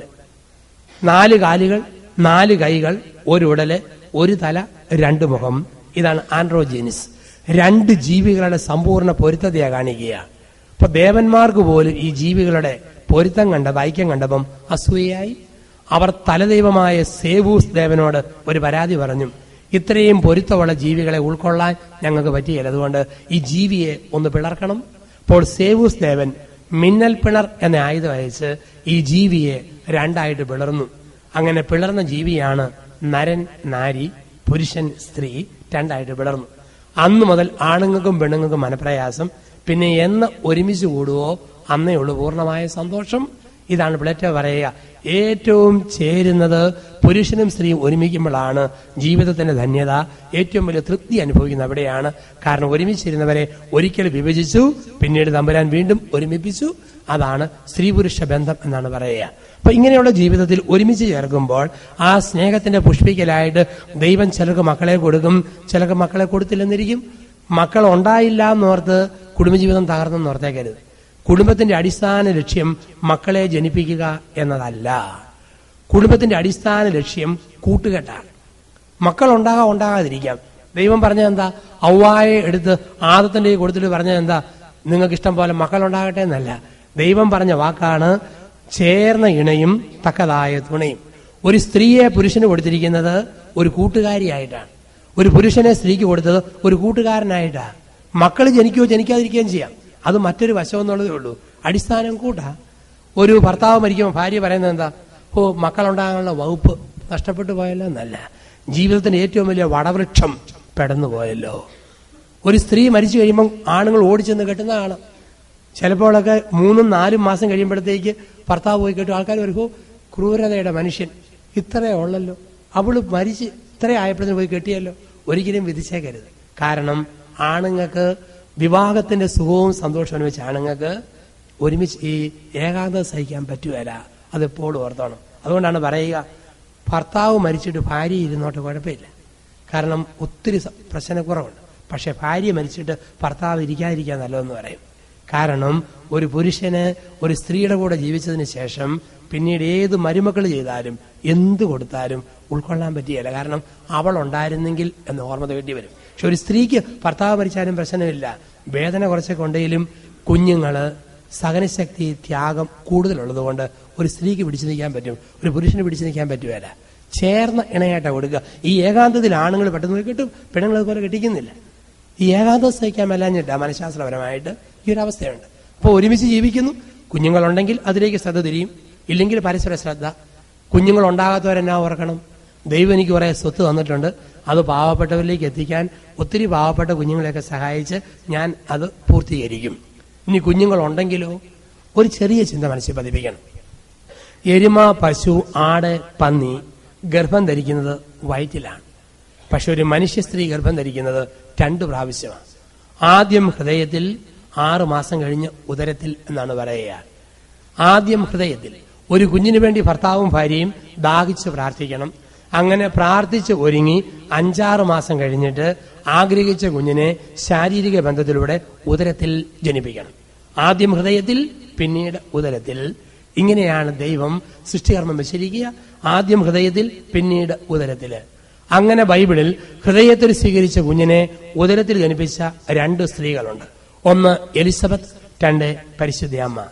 എലിസബത്ത് പ്രസവിച്ചത് പ്രവാചകനെ, മറിയം പ്രസവിച്ചത് രക്ഷകനെ. നിങ്ങളുടെയൊക്കെ മക്കൾ നിങ്ങൾക്ക് രക്ഷകരും പ്രവാചകരുമായിട്ട് മാറണമെങ്കിൽ, നിങ്ങളുടെയൊക്കെ മക്കൾ നിങ്ങൾക്ക് രക്ഷകരും പ്രവാചകരുമായിട്ട് മാറണമെങ്കിൽ പ്രാർത്ഥിച്ച് ഒരുങ്ങിയിട്ട് മക്കൾക്ക് ജന്മം കൊടുക്കണമെന്നാ. ഇനിയും ചിലപ്പം ഹൃദയത്തിൽ സ്വീകരിച്ചിട്ട് ഉദരത്തിൽ ജനിപ്പിക്കുമ്പോൾ ആ മക്കള് രക്ഷകരും പ്രവാചകരുമായിട്ട് മാറും. ഇനി കുറച്ച് വർഷം കഴിഞ്ഞ് ചിലപ്പോൾ വീണ്ടും ഈ വഴിക്കെങ്ങാനും ഞാൻ കടന്നു വന്നാൽ അന്ന് ഇവിടെ വരുമ്പോൾ പള്ളിയുടെ മുറ്റത്തും പരിസരത്തും രക്ഷകരും പ്രവാചകന്മാരും ഓടി നടക്കുന്നത് കാണുമോ?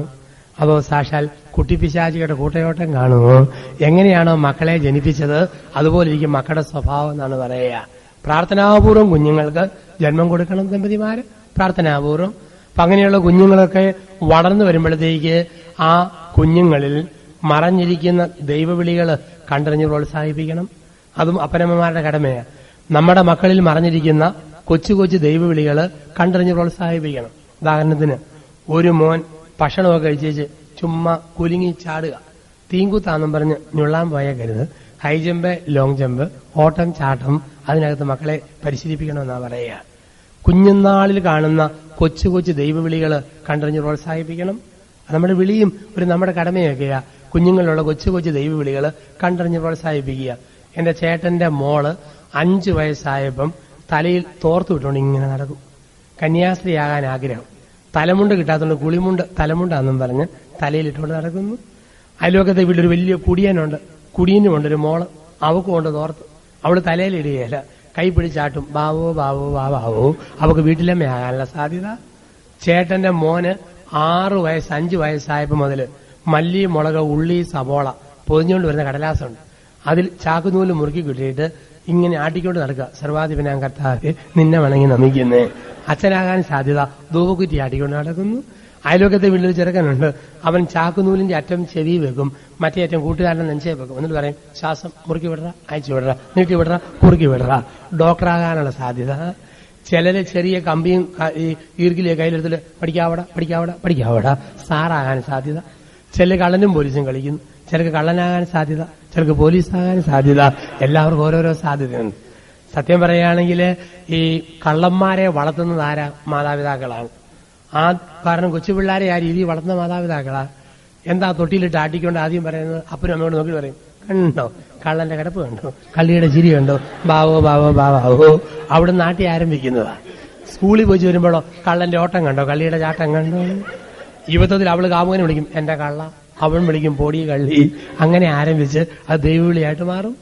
ആദ്യമായിട്ട് പിള്ളേരെ നുണ പറയാൻ പഠിപ്പിച്ചത് ആരാ? പെറ്റതള്ള. വട്ടയപ്പ കഷ്ണം കയ്യിലെടുത്ത് പിടിച്ചിരിക്കുക. കൊച്ചു കാറിക്കൊണ്ട് അമ്മയെ അപ്പോ എന്ന് പറഞ്ഞ് ഓടി വന്നു. ഉടനെ തള്ള കൈ ഇങ്ങനെ വീശിയിട്ട് പറഞ്ഞു, കാക്ക കൊണ്ടുപോയി.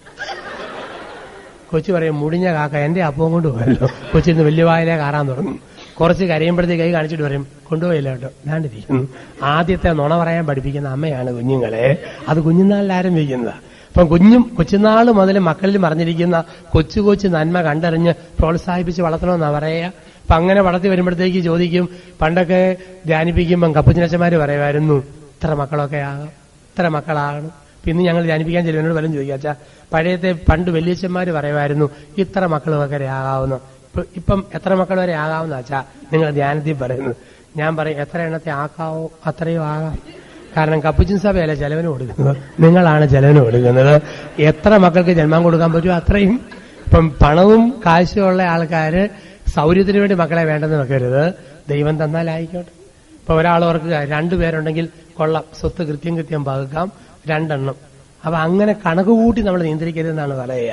ഇപ്പൊ നമുക്ക് വേണ്ട അച്ഛനാകാൻ ആൾക്കാർ വേണ്ടേ, സിസ്റ്റേഴ്സ് ആകാനൊക്കെ വേണ്ടേ. ഇപ്പൊ ചിക്കാഗോ രൂപതൊക്കെ ഇങ്ങനെ വളർന്നു വരുമ്പോഴത്തേക്ക് ഇങ്ങനെയുള്ള ക്രീമായ പാരീഷിൽ നിന്നും ഒരു കാലത്ത് ദൈവവിളിയൊക്കെ ഉണ്ടാകാം. ഇപ്പൊ മയാമിയിൽ നിന്ന് ഒരു പയ്യൻ പോയിരിക്കുന്നു, 4 വർഷം കഴിയുമ്പോൾ അച്ഛനാവും. അത്രയും വർഷങ്ങൾ പഠിത്തം പൂർത്തിയാക്കിയിട്ടുണ്ട്.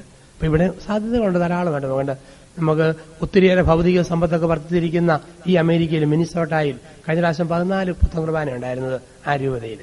ഞങ്ങളുടെ ഈ അമേരിക്കയിലെ ഏറ്റവും വലിയ പ്രോവിൻസ് ഞങ്ങളുടെ ഡെട്രോയിറ്റ് പ്രോവിൻസാണ്. 210 കപ്പുച്ചിനച്ചന്മാരുണ്ട്. പെൻസിൽവാനിയയിൽ 200 പേരോളമുണ്ട്. ന്യൂയോർക്കിൽ 168 പേരുണ്ട്. നമ്മൾ അറിയുന്നില്ല എന്നുള്ളതാ. ഈ വർഷം പുത്തനായിട്ട് 5 പേര് ന്യൂയോർക്ക് പ്രോവിൻസിൽ വന്ന് ചേർന്ന് ഞാൻ അവിടുത്തെ ഹൗസിൽ ചെന്നപ്പം കണ്ടു. അപ്പൊ ഇങ്ങനെയുള്ള ദൈവവിളികളും ഈ അമേരിക്കയിൽ മറഞ്ഞിരിക്കുന്ന ലോകത്തുണ്ട്. അപ്പൊ നമ്മുടെയൊക്കെ കുഞ്ഞുങ്ങളെ ആ ദൈവത്തിന്റെ വഴികളിലും ദൈവവിളിയുടെ വിശുദ്ധിയിലൂടെ ഒക്കെ വളർത്താനും നമുക്ക് കഴിയണം. അതിനുള്ള നന്മകളൊക്കെ പറഞ്ഞു കൊടുക്കാൻ കഴിയണം. അങ്ങനെയൊക്കെ പറഞ്ഞു കൊടുത്ത് തമ്പുരാന്റെ വിശുദ്ധിയുടെ വളവുകളിലേക്ക് ആ കുഞ്ഞുങ്ങളെയൊക്കെ വളർത്തി ഉയർത്തിക്കൊണ്ടുവരിക എന്നുള്ളതാ. അപ്പം കുഞ്ഞുനാള് മുതലേ മക്കൾക്ക് 3 നമ്മൾ വിദ്യാഭ്യാസങ്ങളും മറ്റും കൊടുക്കണമെന്നാ. എത്ര മക്കൾ വരെ ആകാം തമ്പുരാൻ തരുന്നത്. പണ്ടത്തെ കാലം ഓർത്ത് നോക്കി 10ഉം 15ഉം മക്കളുടെ എത്രയോ വരെ കണ്ടിട്ടുണ്ട്. ഇവിടെ അമേരിക്കയിലെ അരിസോണ എന്ന സ്ഥലത്ത് ഒരു വീട്ടിൽ സായിപ്പും മാതാമയും 16 മക്കളാണ് അവിടെ ഉള്ളത്, 16 പേര്. അപ്പൊ 16 കുഞ്ഞുങ്ങളുമായിട്ടാ. അപ്പൊ അവസാനം കഴിഞ്ഞ പ്രാവശ്യം വരുമ്പോഴത്തേക്ക് ഒരു കൊച്ചു കുഞ്ഞുമായിട്ടിരിക്കുന്ന അവസ്ഥ. അവിടുത്തെ അച്ഛൻ പറഞ്ഞു, ആ വീട്ടുകാർ വരാമെങ്കിൽ കുർബാന തുടങ്ങാം, കാരണം കോറം പൂർത്തിയാകുകയാണ്, ഒരു ഏരിയയിലേക്ക് നിറഞ്ഞു കഴിഞ്ഞു. അപ്പൊ ആ സ്ത്രീ പറഞ്ഞതാണ്, ഗർഭഛിദ്രം നടത്തിയും ജനനിയന്ത്രണം നടത്തുകയൊക്കെ ചെയ്യുന്ന നാട്ടിൽ ദൈവം തന്ന കുഞ്ഞുങ്ങളെ തമ്പുരാന് വേണ്ടി വളർത്തുക, അങ്ങനെ തീരുമാനമെടുത്തിരിക്കുക. അങ്ങനെയുള്ള മനുഷ്യരും ഈ അമേരിക്കയിൽ ഇന്നും ജീവിക്കുന്നുണ്ടെന്ന് നമ്മൾ ഓർക്കുക. ഒരുപക്ഷെ നമ്മൾ ഒരു ഭൗതികതയുടെ പൊതുമുഖം മാത്രം കാണുമ്പോൾ ഗ്രാമാന്തരങ്ങളിൽ മറ്റൊരു ആത്മീയതയുടെ മുഖം ഇന്നും അണയാതെ ഇവിടെയുണ്ട്. അപ്പൊ അങ്ങനെയുള്ളൊരു സമൂഹത്തിലാണ് നമ്മൾ ജീവിക്കുക എന്നുള്ള ചിന്തയും നമ്മുടെ മനസ്സിൽ നമ്മൾ കൊണ്ടുവരണം. ഇപ്പം പണ്ടൊക്കെ 10ഉം 15ഉം ഉണ്ടായിട്ടും ആദ്യം ബുദ്ധിമുട്ടൊക്കെ ഉണ്ടായിരുന്നു. ചക്ക പുഴുങ്ങി കാച്ചിക്ക വേവിച്ച് ഒക്കെ തള്ളമാരൊക്കെ വയറെ മുഴുവൻ മടക്കുമായിട്ടിരിക്കും. ആ മടക്കൊക്കെ നിവരുന്നത് ചക്കയുടെ സീസൺ ആകുമ്പോഴാണ്. കാരണം അത്രേ ഉള്ള അന്നത്തെ അമ്മച്ചിമാർക്കൊക്കെ കഴിക്കാനായിട്ട് കുടിയേറ്റ പ്രദേശങ്ങളിൽ. എന്നാലും പോറ്റി ആ കുടുംബമൊക്കെ മക്കളൊക്കെ അവിടെ ഇവിടെയും പോയി അലഞ്ഞലഞ്ഞ് കഷ്ടപ്പെട്ടു വന്നു. മുസ്ലിങ്ങൾക്ക് എത്ര മക്കളാ നാട്ടില്, ഇഷ്ടം പോലെ പണമുള്ളതൊന്നുമല്ല. പക്ഷെ 5 വയസ്സാകുമ്പോഴേ ഒരു മുട്ടായി പറഞ്ഞ് 2 ബീഡിയും വെച്ച് കൊടുത്ത് സ്റ്റൂൾ വിട്ടു കൊടുത്തു, കച്ചവടം പഠിപ്പിക്കുക. വളർന്നു വരുമ്പോൾ പ്ലാസ്റ്റിക് വിറ്റു, കൊട്ടുപാല് വെറുതെ കാപ്പിക്കുരി മേടിച്ചു. അവന്റെ വഴി തേടി സാമ്പത്തികം അവർ വളരാനായിട്ട് തുടങ്ങി. ഒത്തിരി നിയന്ത്രിക്കുന്ന നമുക്കിടയിലെ പ്രശ്നം. അതുകൊണ്ട് സീറോ മലബാർ സഭയിൽ തന്നെ ഇടയിലായാലും ഇറക്കേണ്ടി വന്നു. സീറോ മലബാർ സഭയുടെ കുടുംബത്തിൽ ഇനിയും കുഞ്ഞുങ്ങൾ കൂടുതൽ ഉണ്ടാകണമെന്നും പറഞ്ഞ് മെത്രാന്മാരുടെ ആഹ്വാനം പള്ളികളിൽ അത് വായിച്ചു. കാരണം നമ്മുടെ കേരളത്തിന്റെ സർവേ എടുത്തു കഴിഞ്ഞാൽ നമ്മൾ കാണുന്നത് നിയോജക മണ്ഡലം 2 എണ്ണം നഷ്ടപ്പെട്ടത് കോട്ടയം ജില്ലയ്ക്കാണ്. അസംബ്ലി നിയോജക മണ്ഡലങ്ങൾ 4 എണ്ണം കൂടിയത് കോഴിക്കോടും മലപ്പുറത്തുമാണ്.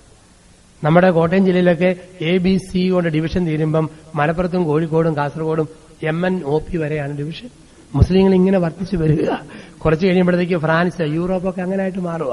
അത് ഇതാണ് നമുക്കിടയിലോ ഈ കണക്കുകൂട്ടലുകൾ ആരംഭിച്ചിരിക്കുന്നു. പണ്ടൊക്കെയാണ് വാഗേരി തമ്പുരാൻ ഇരയും തരും. ഒരച്ഛൻ പുത്തനായിട്ടൊരു പള്ളിയിൽ ചെന്ന് കഴിഞ്ഞപ്പോഴത്തേക്ക് ഭാര്യാഭർത്താക്കന്മാര് 30ഉം 28ഉം വയസ്സ്, കല്യാണം കഴിഞ്ഞിട്ട് 6 വർഷമായി, മക്കളുണ്ടായിട്ടില്ല. അപ്പൊ അച്ഛനോട് ആരോ പറഞ്ഞ അച്ഛൻ കേട്ടിട്ടുണ്ട്, അങ്ങ് ഫ്രാൻസിൽ മാതാവിന്റെ തീർത്ഥാടക സ്ഥലമായ ലൂർദിൽ ഒരു പ്രത്യേക തിരി കത്തിക്കുന്നവർക്ക് ദൈവം മക്കളെ കൊടുക്കും. അച്ഛൻ പറഞ്ഞിങ്ങനെ ഒരു പെസഹാതിരി കത്തിച്ചാൽ മതി, മക്കളുണ്ടാവും. അപ്പൊ ഈ കുടുംബനാഥൻ എവിടുന്നോ അന്നത്തെ കണക്കിന് 25,000 രൂപ മേടിച്ച് ലൂർദിൽ തിരി കത്തിക്കാൻ പോയി. പോകാനും തിരിച്ചു വരാനും ഒക്കെ കൂടെ 2 ആഴ്ച സമയം. ഈ സമയത്ത് അച്ഛന് വടക്കേണ്ടിയിലേക്ക് സ്ഥലമാറ്റം കിട്ടി. അച്ഛൻ സ്ഥലമാറ്റം മേടിച്ച് വടക്കേണ്ടിയിൽ ചെന്നിട്ട് അച്ഛൻ 10 വർഷം കഴിഞ്ഞ് ഈ പള്ളിയുടെ വികാരിയായിട്ട് വരിക. അപ്പൊ വന്നപ്പോ അച്ഛൻ ഓർത്തു 2-ാം ദിവസം പണ്ട് തിരികെത്തിക്കാൻ പോയ വീട്ടിൽ എന്തെങ്കിലും അനക്കം ഉണ്ടോ എന്നറിയാൻ അച്ഛനൊരാഗ്രഹം. അച്ഛൻ കയറിച്ച് നോക്കുമ്പം 8 വയസ്സ്, 6 വയസ്സ്, 4 വയസ്സ്, 2 വയസ്സ്, 2 മാസം പരുവത്തിൽ കൂത്താടി മുറിക്കുന്ന പോലെ പിള്ളേരിങ്ങനെ ഓടി ഓടി നടക്കുന്നു. ഭാര്യ കൊടക്കമ്പി പോലെ ഉണങ്ങി മെലിഞ്ഞിരിക്കുന്നു. ആകെപ്പാടെ പട്ടിണി, കെട്ടിയവനെ കാണാനുമില്ല. അച്ഛൻ ചോദിച്ചു, പെങ്ങളെ എവിടെ പോയി കെട്ടിയവൻ? എന്റെ അച്ഛ ബ്ലേഡുകാരന്റെ 50,000 രൂപ മേടിച്ച് ഒന്നുകൂടെ ലൂർത്തി പോയിരിക്കുക. എന്നാത്തിന് പോയതാ? എന്റെ പൊന്നച്ഛ, പണ്ട് കത്തിച്ച തിരി ഒന്ന് കെടുത്താനായിട്ട് പോയതാ. ഇതായിരുന്നു ഒരു കാഴ്ചപ്പാട്. അപ്പം ദൈവം തരുന്ന മക്കൾ തമ്പുരാൻ തരും, തമ്പുരാൻ നോക്കും. ഈ ഒരു കാഴ്ചപ്പാടുണ്ടായിരുന്നു. ദൈവം തരും, ദൈവം നോക്കിക്കോളും, ഒരു കാഴ്ചപ്പാട്. ഇന്ന് ഈ കണക്ക് കൂട്ടിയുള്ള ജനിപ്പിക്കലും മറ്റുമൊക്കെ ഇന്ന് ആരംഭിച്ചിരിക്കുന്നതാ. അപ്പൊ തമ്പുരാൻ നമുക്ക് തരുന്നതിന് ദൈവത്തിന്റെ വഴിയിലൂടെ വളർത്താനും ദൈവവിശുദ്ധിയിൽ ഉയർത്താനും ഒക്കെയുള്ള ഒരു വിളിയും ദൗത്യവും ഓരോ അപ്പനും അമ്മയ്ക്കും തന്നിട്ടുണ്ട്. അതുകൊണ്ടാ പറയുക, മക്കളൊക്കെ ഉണ്ടായി കഴിയുമ്പം നിർബന്ധമായിട്ട് ഓർക്കാൻ ഒരു കാര്യം മാത്രമേ പറഞ്ഞിട്ടുള്ളൂ. മനുഷ്യനെ സൃഷ്ടിക്കുന്നതിന് മുമ്പ് ദൈവം പർദീസ ഒരുക്കി. ഇതുപോലെ കുഞ്ഞുങ്ങൾ ജനിക്കുന്നതിന് മുമ്പ് മാതാപിതാക്കൾ മക്കൾക്ക് വേണ്ടി പർദീസ ഒരുക്കണം. അത് മാത്രമേ ഉള്ളൂ. അതായത് ജനിക്കുന്ന മക്കൾക്ക് ജീവിക്കാൻ ആവശ്യമായ മിനിമം റിക്വയർമെന്റ്സ്. ഒത്തിരി മാക്സിമം ഒന്നും കൊടുക്കരുതെന്നാണ് പറയുക. കാരണം ഒരുപാട് മാക്സിമങ്ങളായതുകൊണ്ടൊന്നും അവരാരും തിരിച്ചു നോക്കും നമുക്കാർക്കും ഒരു ഉറപ്പുമില്ലല്ലോ. അതുകൊണ്ട് മിനിമങ്ങളെല്ലാം കൊടുക്കണം. നമ്മുടെ ഇന്ത്യൻ പശ്ചാത്തലത്തിൽ പറയും, ഇന്ത്യയിലെ മാതാപിതാക്കൾ മക്കൾക്ക് വേണ്ടി ഒരുക്കേണ്ട 4 കാര്യങ്ങളെക്കുറിച്ച് സഭയുടെ മോറൽ തിയോളജി ഭാരതീയ പശ്ചാത്തലത്തിൽ പറയുന്നത്, ഓരോ ഭർത്താവും ഭാര്യയും ജനിക്കുന്ന കുഞ്ഞുങ്ങൾക്ക് വേണ്ടി ഒരുക്കേണ്ട 4 കാര്യങ്ങൾ. 1, +2 വരെ പഠിപ്പിക്കാനുള്ള കഴിവ്. 2, 3 നേരത്തെ ഭക്ഷണം കൊടുക്കണം. 3, നഗ്നത മറയ്ക്കാൻ തുണി കൊടുക്കണം. 4, ആരോഗ്യത്തിന് മരുന്ന് കൊടുക്കണം. ഇത്രയും കാര്യങ്ങൾ എത്ര മക്കൾക്ക് കൊടുക്കാൻ പറ്റുമോ അത്രയും മക്കൾ എന്നാണ് പറയുക. അതായത് ഒരുപാട് മാക്സിമം കൊടുത്തതുകൊണ്ട് മക്കളെ തിരിച്ചു കിട്ടുമെന്നോ നേടാവുന്ന കരുതരുത്. അല്പം കഷ്ടപ്പാടും ത്യാഗവും ഒക്കെ സമൃദ്ധിയുടെ നടുവിലും കൊടുത്തു പഠിപ്പിച്ചാലേ ആ കുഞ്ഞുങ്ങളെ കൊണ്ട് മാതാപിതാക്കൾക്ക് അനുഭവം ഉണ്ടാവുമെന്നാണ് പറയുക. അപ്പം മക്കൾക്ക് എല്ലാം കൊടുക്കണം. അതേസമയം തന്നെ അല്പം കടുപ്പങ്ങൾ പഠിപ്പിക്കുകയും വേണം. പഞ്ചാബിൽ ഒരു സ്കൂളുണ്ട്, ബട്ടാലയിലെ സ്കൂളിൽ ഒരു സിഖ് ഭീകരൻ മോനെ കൊണ്ട് ചേർത്തു. ബോർഡിംഗ് നടത്തുന്ന അവിടുത്തെ അച്ഛന്മാരോട് പറഞ്ഞു, ഇവന് തലയണയ്ക്ക് പകരം തടിക്കഷ്ണം കൊടുക്കണം തലയ്ക്ക് വെക്കാൻ. അവന് 2 നേരത്തെ ഭക്ഷണം കൊടുക്കാവുള്ളൂ. ഒത്തിരി മൃദുലമായ കിടക്ക കൊടുക്കണ്ട. പറയുന്ന കാശ് തന്നേക്കാം. തലയണയ്ക്ക് പകരം തടിക്കഷ്ണം കൊടുക്കണം. 2 നേരത്തെ ഭക്ഷണം കൊടുക്കുക. അല്പം വിശക്കട്ട്. എങ്കിലേ ഈ അപ്പൻ അനുഭവിച്ച കഷ്ടപ്പാടെന്ന് മനസ്സിലാക്കാനും അപ്പൻ എന്തിനു വേണ്ടി നിന്നോ ആ മനക്കെട്ടി കിട്ടണമെങ്കിൽ മോന് ഈ കാർക്കിശ്യം നിറഞ്ഞ ജീവിതക്രമത്തിലൂടെ കടന്നു പോകണം. അപ്പൊ നമ്മുടെയൊക്കെ ജീവിതത്തിൽ എല്ലാം കൊടുക്കണം. പക്ഷെ അല്പം സഹനത്തിന്റെയും ത്യാഗത്തിന്റെയും ഒരു ടേസ്റ്റും നമ്മുടെ മക്കൾക്ക് കൊടുക്കുക എന്നുള്ളതാ പറയാ. കുഞ്ഞുങ്ങൾക്ക് 3 വിദ്യാഭ്യാസം കൊടുക്കാൻ അപ്പനമ്മമാർക്ക് കടമയുണ്ട്. 3 വിദ്യാഭ്യാസങ്ങൾ. 1, ഭൗതിക വിദ്യാഭ്യാസം. അത് അമേരിക്കയിൽ നിങ്ങൾ ഭംഗിയായിട്ട് കൊടുക്കുന്നുണ്ട്. രാജ്യത്തിന്റെ സംവിധാനം അതാണ്. അത് ആവശ്യത്തിനെല്ലാം കൊടുക്കുന്നു. ടിവികളും മാധ്യമങ്ങളും ഒക്കെ ഉള്ളപ്പോഴും ആ സംവിധാനമുണ്ട്. പിന്നെ കൊച്ചു പിള്ളേരും മറ്റുമൊക്കെ ടിവിയിലൊക്കെ കണ്ടുകൊണ്ടിരിക്കുമ്പോൾ ചില കാര്യത്തിൽ നിയന്ത്രണം. ചിലപ്പം ചെന്നാൽ അപ്പനും അമ്മയ്ക്കും വാർത്ത കാണാൻ പേടിയാ. കൊച്ചു സമ്മതിക്കില്ല. തവളയാട്ടം പോലെ ഇങ്ങനെ കാട്ടും ചാടി കണ്ടുകൊണ്ടിരിക്കുന്നു. ഇവർ നോക്കി ചിരിച്ചുകൊണ്ടിരിക്കുന്നു. അതുകൊണ്ടൊന്നും കുഞ്ഞുങ്ങളെ നേടിയെന്ന് ഓർത്തേക്കരുത്. പ്രായപൂർത്തിയാകുന്നവരെ ചില കാര്യങ്ങളിൽ നമ്മുടേതായ മൂല്യങ്ങൾ പറഞ്ഞു കൊടുത്തുകൊണ്ടിരിക്കണം. സ്വീകരിച്ചാലും സ്വീകരിച്ചില്ലെങ്കിലും പാരമ്പര്യങ്ങൾ പറഞ്ഞു കൊടുത്തില്ലേ കുടുംബ ബന്ധങ്ങൾ തകരും. അതുകൊണ്ട് ചില ചിട്ടകളും വേണം. ഇപ്പൊ ഭൗതിക വിദ്യാഭ്യാസം കൊടുക്കുക. 2, കുട്ടികൾക്ക് കൊടുക്കുന്ന 2ാമത്തെ വിദ്യാഭ്യാസം ആത്മീയ വിദ്യാഭ്യാസം, സ്പിരിച്വൽ എഡ്യൂക്കേഷൻ നമ്മൾ കൊടുക്കണം. ആത്മീയ വിദ്യാഭ്യാസം കൊടുക്കുന്നതിന്റെ ഭാഗമാ നല്ല കത്തോലിക്ക ചാനലുകളും മറ്റുമൊക്കെ കാണിക്കുന്നു. നാട്ടിലാണെങ്കിൽ ശാലോൻ ടിവിക്ക് വന്നതിന് ശേഷം നമ്മുടെയൊക്കെ കുടുംബങ്ങൾ ധാരാളമായിട്ട് ആ പ്രോഗ്രാംസ് കാണിക്കുന്ന കുടുംബങ്ങളുണ്ട്. കൊച്ചുപിള്ളേർക്ക് ഇൻട്രസ്റ്റാ അതിനകത്തുള്ള ബിബ്ലിക്കൽ കാർട്ടൂൺ കഥാപാത്രങ്ങളൊക്കെ ആയിട്ട്. അപ്പോൾ ക്രൈസ്തവ അതുപോലെ സാധിക്കുന്നവർ നമ്മുടെ മലയാളത്തിലുള്ള പറ്റുന്ന ക്രൈസ്തവ പ്രസിദ്ധീകരണങ്ങളൊക്കെ വരുത്തിയിട്ട് ചില ഭാഗവും കുഞ്ഞുങ്ങളെ കൊണ്ടൊക്കെ വായിപ്പിച്ച് ആ ആത്മീയ മൂല്യങ്ങൾ കുഞ്ഞുങ്ങളിലേക്ക് കൊടുക്കുക. അതുപോലെ ഒരുമിച്ചിരുന്ന് പ്രാർത്ഥിക്കുന്ന കാണണം. അപ്പനും അമ്മയും പ്രാർത്ഥിക്കുന്ന കാണുമ്പോൾ കുഞ്ഞുങ്ങൾക്കും തോന്നും പ്രാർത്ഥിച്ചാൽ കൊള്ളാം. അങ്ങനെ പ്രാർത്ഥനയുടെ രീതി, ആ പ്രാർത്ഥനാശൈലി കുഞ്ഞുങ്ങൾക്ക് കൊടുക്കണം. ചിലപ്പോഴൊക്കെ നാട്ടിൽ രസകരമായ കാഴ്ച കാണാം. കൊച്ചും അമ്മയും കൂടെ പള്ളിയിൽ വന്നു, പെണ്ണുങ്ങളുടെ ഭാഗത്ത് മുട്ടുകുത്തി. അപ്പനാണെങ്കിൽ ആ സമയത്ത് ഒന്നും വന്നിട്ടില്ല. കുറച്ച് കഴിഞ്ഞപ്പോഴത്തേനും നമ്മുടെ നാട്ടിലെ സ്ഥിരം കാഴ്ചയാണ്. കൊച്ച് ഓശാനയായപ്പോ അമ്മയ്ക്കിട്ട് ഞുള്ളി, അമ്മേ എന്നാ ചേർക്കാം, ഇങ്ങോട്ട് നോക്കാമേ, എന്നാടാന്ന് വെച്ചു. ദാണ്ടമ്മേ നമ്മുടെ പട്ടി എന്ന് പറഞ്ഞപ്പം വീട്ടിലെ പട്ടി മോണ്ടലത്തിൽ കുർബാന കാണാൻ വേണ്ടി ഇങ്ങനെ കിടപ്പുണ്ട്. നാക്കും പുറത്തേക്ക് ഇട്ട് ചെവിയും വളച്ച്. തള്ള പറച്ചേ പട്ടിയെ നോക്കാതെ ഈശോയെ നോക്കടാന്ന് പറഞ്ഞു. കൊച്ച് അടുത്താരിലേക്ക് പിന്നെയും നോക്കി. ഈ പാതിക്കാലം കഴിഞ്ഞപ്പോൾ കൊച്ചു വീണ്ടും അമ്മയ്ക്ക് ഇടിഞ്ഞുള്ളി, അമ്മേ അമ്മേ എന്നാടാ നോക്കമ്മേ എന്നാടാ, ദാണ്ടമ്മേ നമ്മുടെ അപ്പൻ എന്ന് പറഞ്ഞപ്പം പട്ടിയുടെ ഇപ്പുറത്ത് മറ്റൊരു പരുവത്തിൽ ഇങ്ങനെ അപ്പനും വന്നിരിപ്പുണ്ട്. നാക്ക് പുറത്തോട്ടിട്ടില്ലെന്ന് മാത്രം. കൊച്ചിന് ആദ്യമായിട്ട് പിടികിട്ടി അപ്പനേക്കാൾ സ്റ്റാൻഡേർഡ് കൂടുതൽ പട്ടിക്കാണ്. കാരണം പട്ടി കാഴ്ചവെപ്പിന് വന്നു, അപ്പൻ ഓശാനം കഴിഞ്ഞപ്പോഴാണ് പള്ളിയിലേക്ക് കയറി വരിക. എതിർ സാക്ഷ്യം. ബൈബിള് വായിക്കുന്ന അപ്പനെ കണ്ടാൽ മക്കൾക്ക് തോന്നും ബൈബിള് വായിക്കണം. പ്രാർത്ഥിക്കുന്ന അമ്മയെ കണ്ടാൽ മക്കൾക്ക് തോന്നും പ്രാർത്ഥിക്കണം. ഒരു സാറും ടീച്ചറും കൂടെ മാതാപിതാക്കള് മുട്ടുകുത്തി പ്രാർത്ഥിക്കുന്ന പള്ളിയിൽ സക്രാരിയുടെ മുമ്പിൽ മുട്ടുകുത്തി കുർബാന കഴിഞ്ഞ് പ്രാർത്ഥിക്കുക. അപ്പോൾ ഒരു 3 വയസ്സുള്ള മോൻ അവരുടെ അടുത്ത് നിൽപ്പുണ്ട്. ആദ്യം വന്നു അപ്പനെ കോളറെ പിടിച്ച് കുലുക്കി, നോക്കിയില്ല. തലക്കിട്ട് തട്ടി, നോക്കിയില്ല.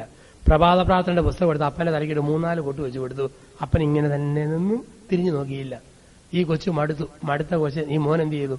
അപ്പം നിൽക്കുന്ന പോലെ മുട്ടുകുത്തി, അപ്പം പിടിക്കുന്ന പോലെ കൈ കൂപ്പി പിടിച്ച്, അപ്പം നോക്കുന്ന പോലെ സക്രാരിയിലേക്ക് നോക്കി ഈ മോനും നിന്നും ആ അപ്പൻ മോനെ പ്രാർത്ഥിക്കാൻ പഠിപ്പിക്കുകയായിരുന്നു. അപ്പോൾ ജീവിതം കൊണ്ട് മാതൃകയാക്കുക. ആത്മീയ വിദ്യാഭ്യാസം, പ്രാർത്ഥന, സമയത്തും കാലത്തും ഒരുക്കി പിള്ളേരെ വേദപാഠത്തിന് വിടുന്നു. അതുപോലെ തന്നെ നമ്മൾ പള്ളി കുർബാനയ്ക്ക് വരുന്നു. ഇതൊക്കെ ഒരു ആത്മീയ വിദ്യാഭ്യാസത്തിന്റെ മേഖലയാണ്, ഒരു സ്പിരിച്വൽ എഡ്യൂക്കേഷൻ. നമ്മൾ എത്രമാത്രം മോഡേൺ ആയാലും ഇതിനൊന്നും വീഴ്ച വരുത്തരുത്. മൂന്നാമത് വളരെ പ്രധാനപ്പെട്ട കാര്യമാണ് ഈ രാജ്യത്തൊക്കെ ജീവിക്കുമ്പോൾ സെക്സ് എഡ്യൂക്കേഷൻ, ലൈംഗിക വിദ്യാഭ്യാസം മക്കൾക്ക് മാതാപിതാക്കൾ പറഞ്ഞു കൊടുക്കണം. Sex education. ചിലർ പറയൂ അതൊക്കെ എന്നാ നോക്കാനാച്ചാ, മാർപ്പാപ്പായ പ്രത്യേകം കുർബാനയെല്ലാം പഠിപ്പിക്കേണ്ട കാര്യം വല്ലതും ഉണ്ടോ? പ്രായമാകുമ്പോൾ അതൊക്കെ അങ്ങ് പഠിച്ചു പോകോളും. എന്നാ പഠിക്കും? ഇവിടുത്തെ വാർത്താമാധ്യമങ്ങളും ഇവിടുത്തെ സാങ്കേതിക വിദ്യകളും ഇവിടുത്തെ കുട്ടികളൊക്കെ പഠിപ്പിക്കുന്നത് സെക്സിന്റെ തലം അയഞ്ഞത്. യൂറോപ്പിലൊക്കെ കാണാം 12-13 വയസ്സാകുമ്പം പെമ്മക്കൊക്കെ ഗുളികയും കൊടുത്ത് വിടുന്ന മാതാപിതാക്കള് അബദ്ധം പറ്റി കുഞ്ഞ് തകർന്നു പോകാതിരിക്കാൻ വേണ്ടിയിട്ട്, അവിഹിത ഗർഭം വയറ്റിൽ പേരാതിരിക്കാൻ വേണ്ടി അങ്ങനെ നോക്കുന്ന ഒരു സംസ്കാരമുണ്ട് നമ്മുടെ ഇടയിൽ. അപ്പൊ അങ്ങനെയുള്ള സമയത്ത് സെക്സിന്റെ ദൈവീക തലം നമ്മൾ പഠിപ്പിക്കണം. സയൻസും വാർത്താമാധ്യമങ്ങളും ഒക്കെ പഠിപ്പിക്കുന്നത് എല്ലാം അനുവദനീയം. സ്വയം ഭോഗം എന്ന് പറഞ്ഞാൽ തുമ്മുന്നത് പോലെ, അതിനപ്പുറം ഒന്നുമില്ല. സ്വർഗഭോഗത്തിൽ പാപമില്ല. സെക്സ് ആരുമായിട്ട് അയഞ്ഞ് ജീവിക്കാം. എല്ലാവരുടെയും കൂടുതൽ ഇങ്ങനെ നടക്കാം. നടന്നു കഴിഞ്ഞാലും ഒത്താലൊത്തു, അല്ലെങ്കിൽ ഒരു സ്ഥലമാറ്റം പോലെ അടുത്ത ആളായിട്ട് ആരുടെയൊക്കെ കൂടുതൽ നടന്നു, ഏതെങ്കിലും ഒരെണ്ണം വരും. ഇങ്ങനെ അയഞ്ഞ ധാർമ്മികത പഠിപ്പിച്ചത് നമ്മുടെ പടിഞ്ഞാറൻ സംസ്കാരങ്ങളാണ്. കാരണം അമേരിക്കയ്ക്ക് മതമില്ല, യൂറോപ്പിന് മതമില്ല, വെറും ജഡവേ ഉള്ളൂ. മതം ഏഷ്യയ്ക്ക് മാത്രമേ ഉള്ളൂ. സകല മതങ്ങളും ഏഷ്യയുടെ സ്വത്താണ്.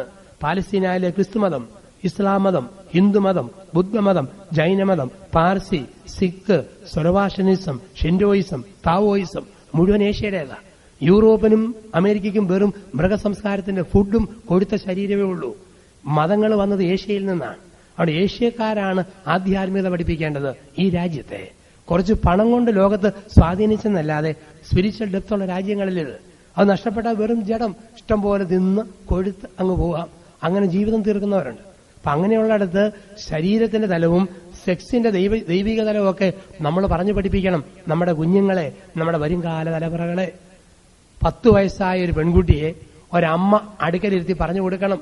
ഒരു പെണ്ണിന്റെ ശരീരത്തെ ദൈവം എങ്ങനെ അമ്മയാക്കാൻ ഒരുക്കും, ദേഹത്ത് വരുന്ന മാറ്റം. 10 വയസ്സായ ആൺകുട്ടിയെ അപ്പൻ അരികിലിരുത്തി പറഞ്ഞു കൊടുക്കണം. ഒരാൺകുട്ടിയുടെ ശരീരത്തെ ദൈവം എങ്ങനെ ഒരു പിതാവാക്കാൻ ഒരുക്കുന്നു പറഞ്ഞു കൊടുക്കണം. ഇത് അവർ ഇഷ്ടപ്പെട്ടാലും ഇല്ലെങ്കിൽ ഇതിങ്ങനെ അടുത്തിരുത്തി പെൺകുട്ടിക്ക് അമ്മ, ആൺകുട്ടിക്ക് അപ്പൻ, അത് പറഞ്ഞു കൊടുക്കണം. ഇല്ലേ? ദൈവികമായ വിധത്തിൽ ഇതിനെയൊക്കെ പഠിപ്പിക്കുന്ന കൊച്ചു കൊച്ചു പ്രസിദ്ധീകരണങ്ങൾ, പുസ്തകങ്ങൾ കുഞ്ഞുങ്ങൾക്ക് മേടിച്ചു കൊടുക്കണം.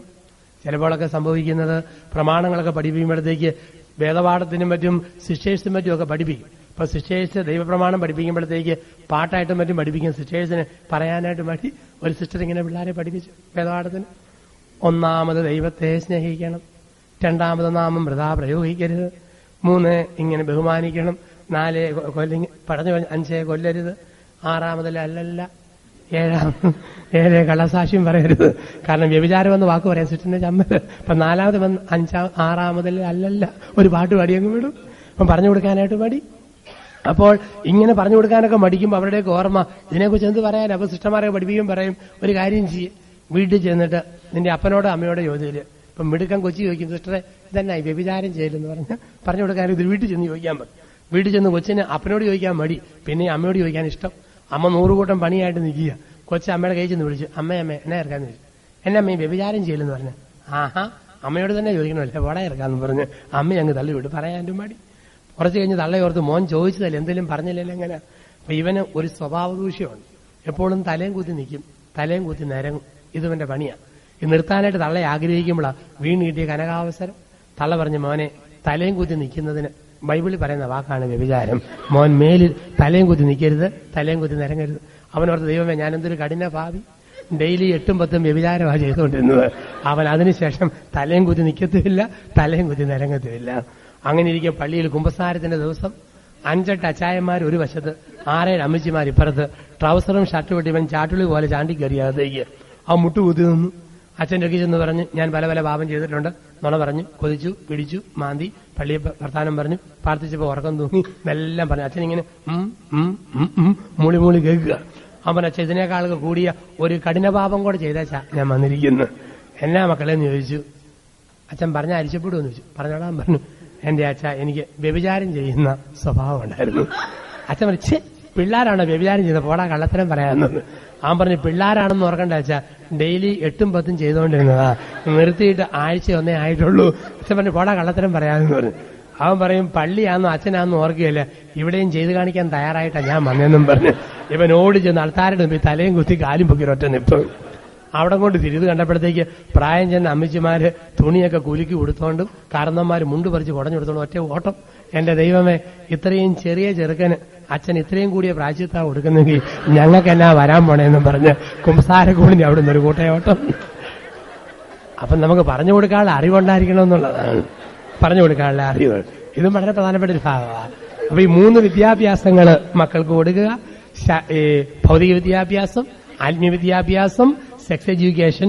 ഇത്രയും കൊടുത്ത് നമ്മുടെ കുഞ്ഞുങ്ങളെ വിശുദ്ധിയുടെ വഴിയിലൂടെ പടിപടിയായിട്ട് വളർത്തി നയിക്കാൻ ദൈവം വിളിക്കുക. അങ്ങനെ ദൈവം ഏൽപ്പിച്ച കുടുംബത്തെ അതിന്റെ വിശുദ്ധിയോടെ കാണാനും വിവേകത്തോടെ ജീവിക്കുവാനും കൃപയിൽ ആയിരിക്കുവാനും ഒക്കെ ദൈവം നമ്മളെ വിളിക്കുന്നു. ഇത്രയും ചിന്തകൾ മനസ്സിൽ സമർപ്പിച്ചുകൊണ്ട് ഒരു ചെറിയ പ്രാർത്ഥനയിലേക്ക് നമ്മൾ പ്രവേശിക്കുന്നു.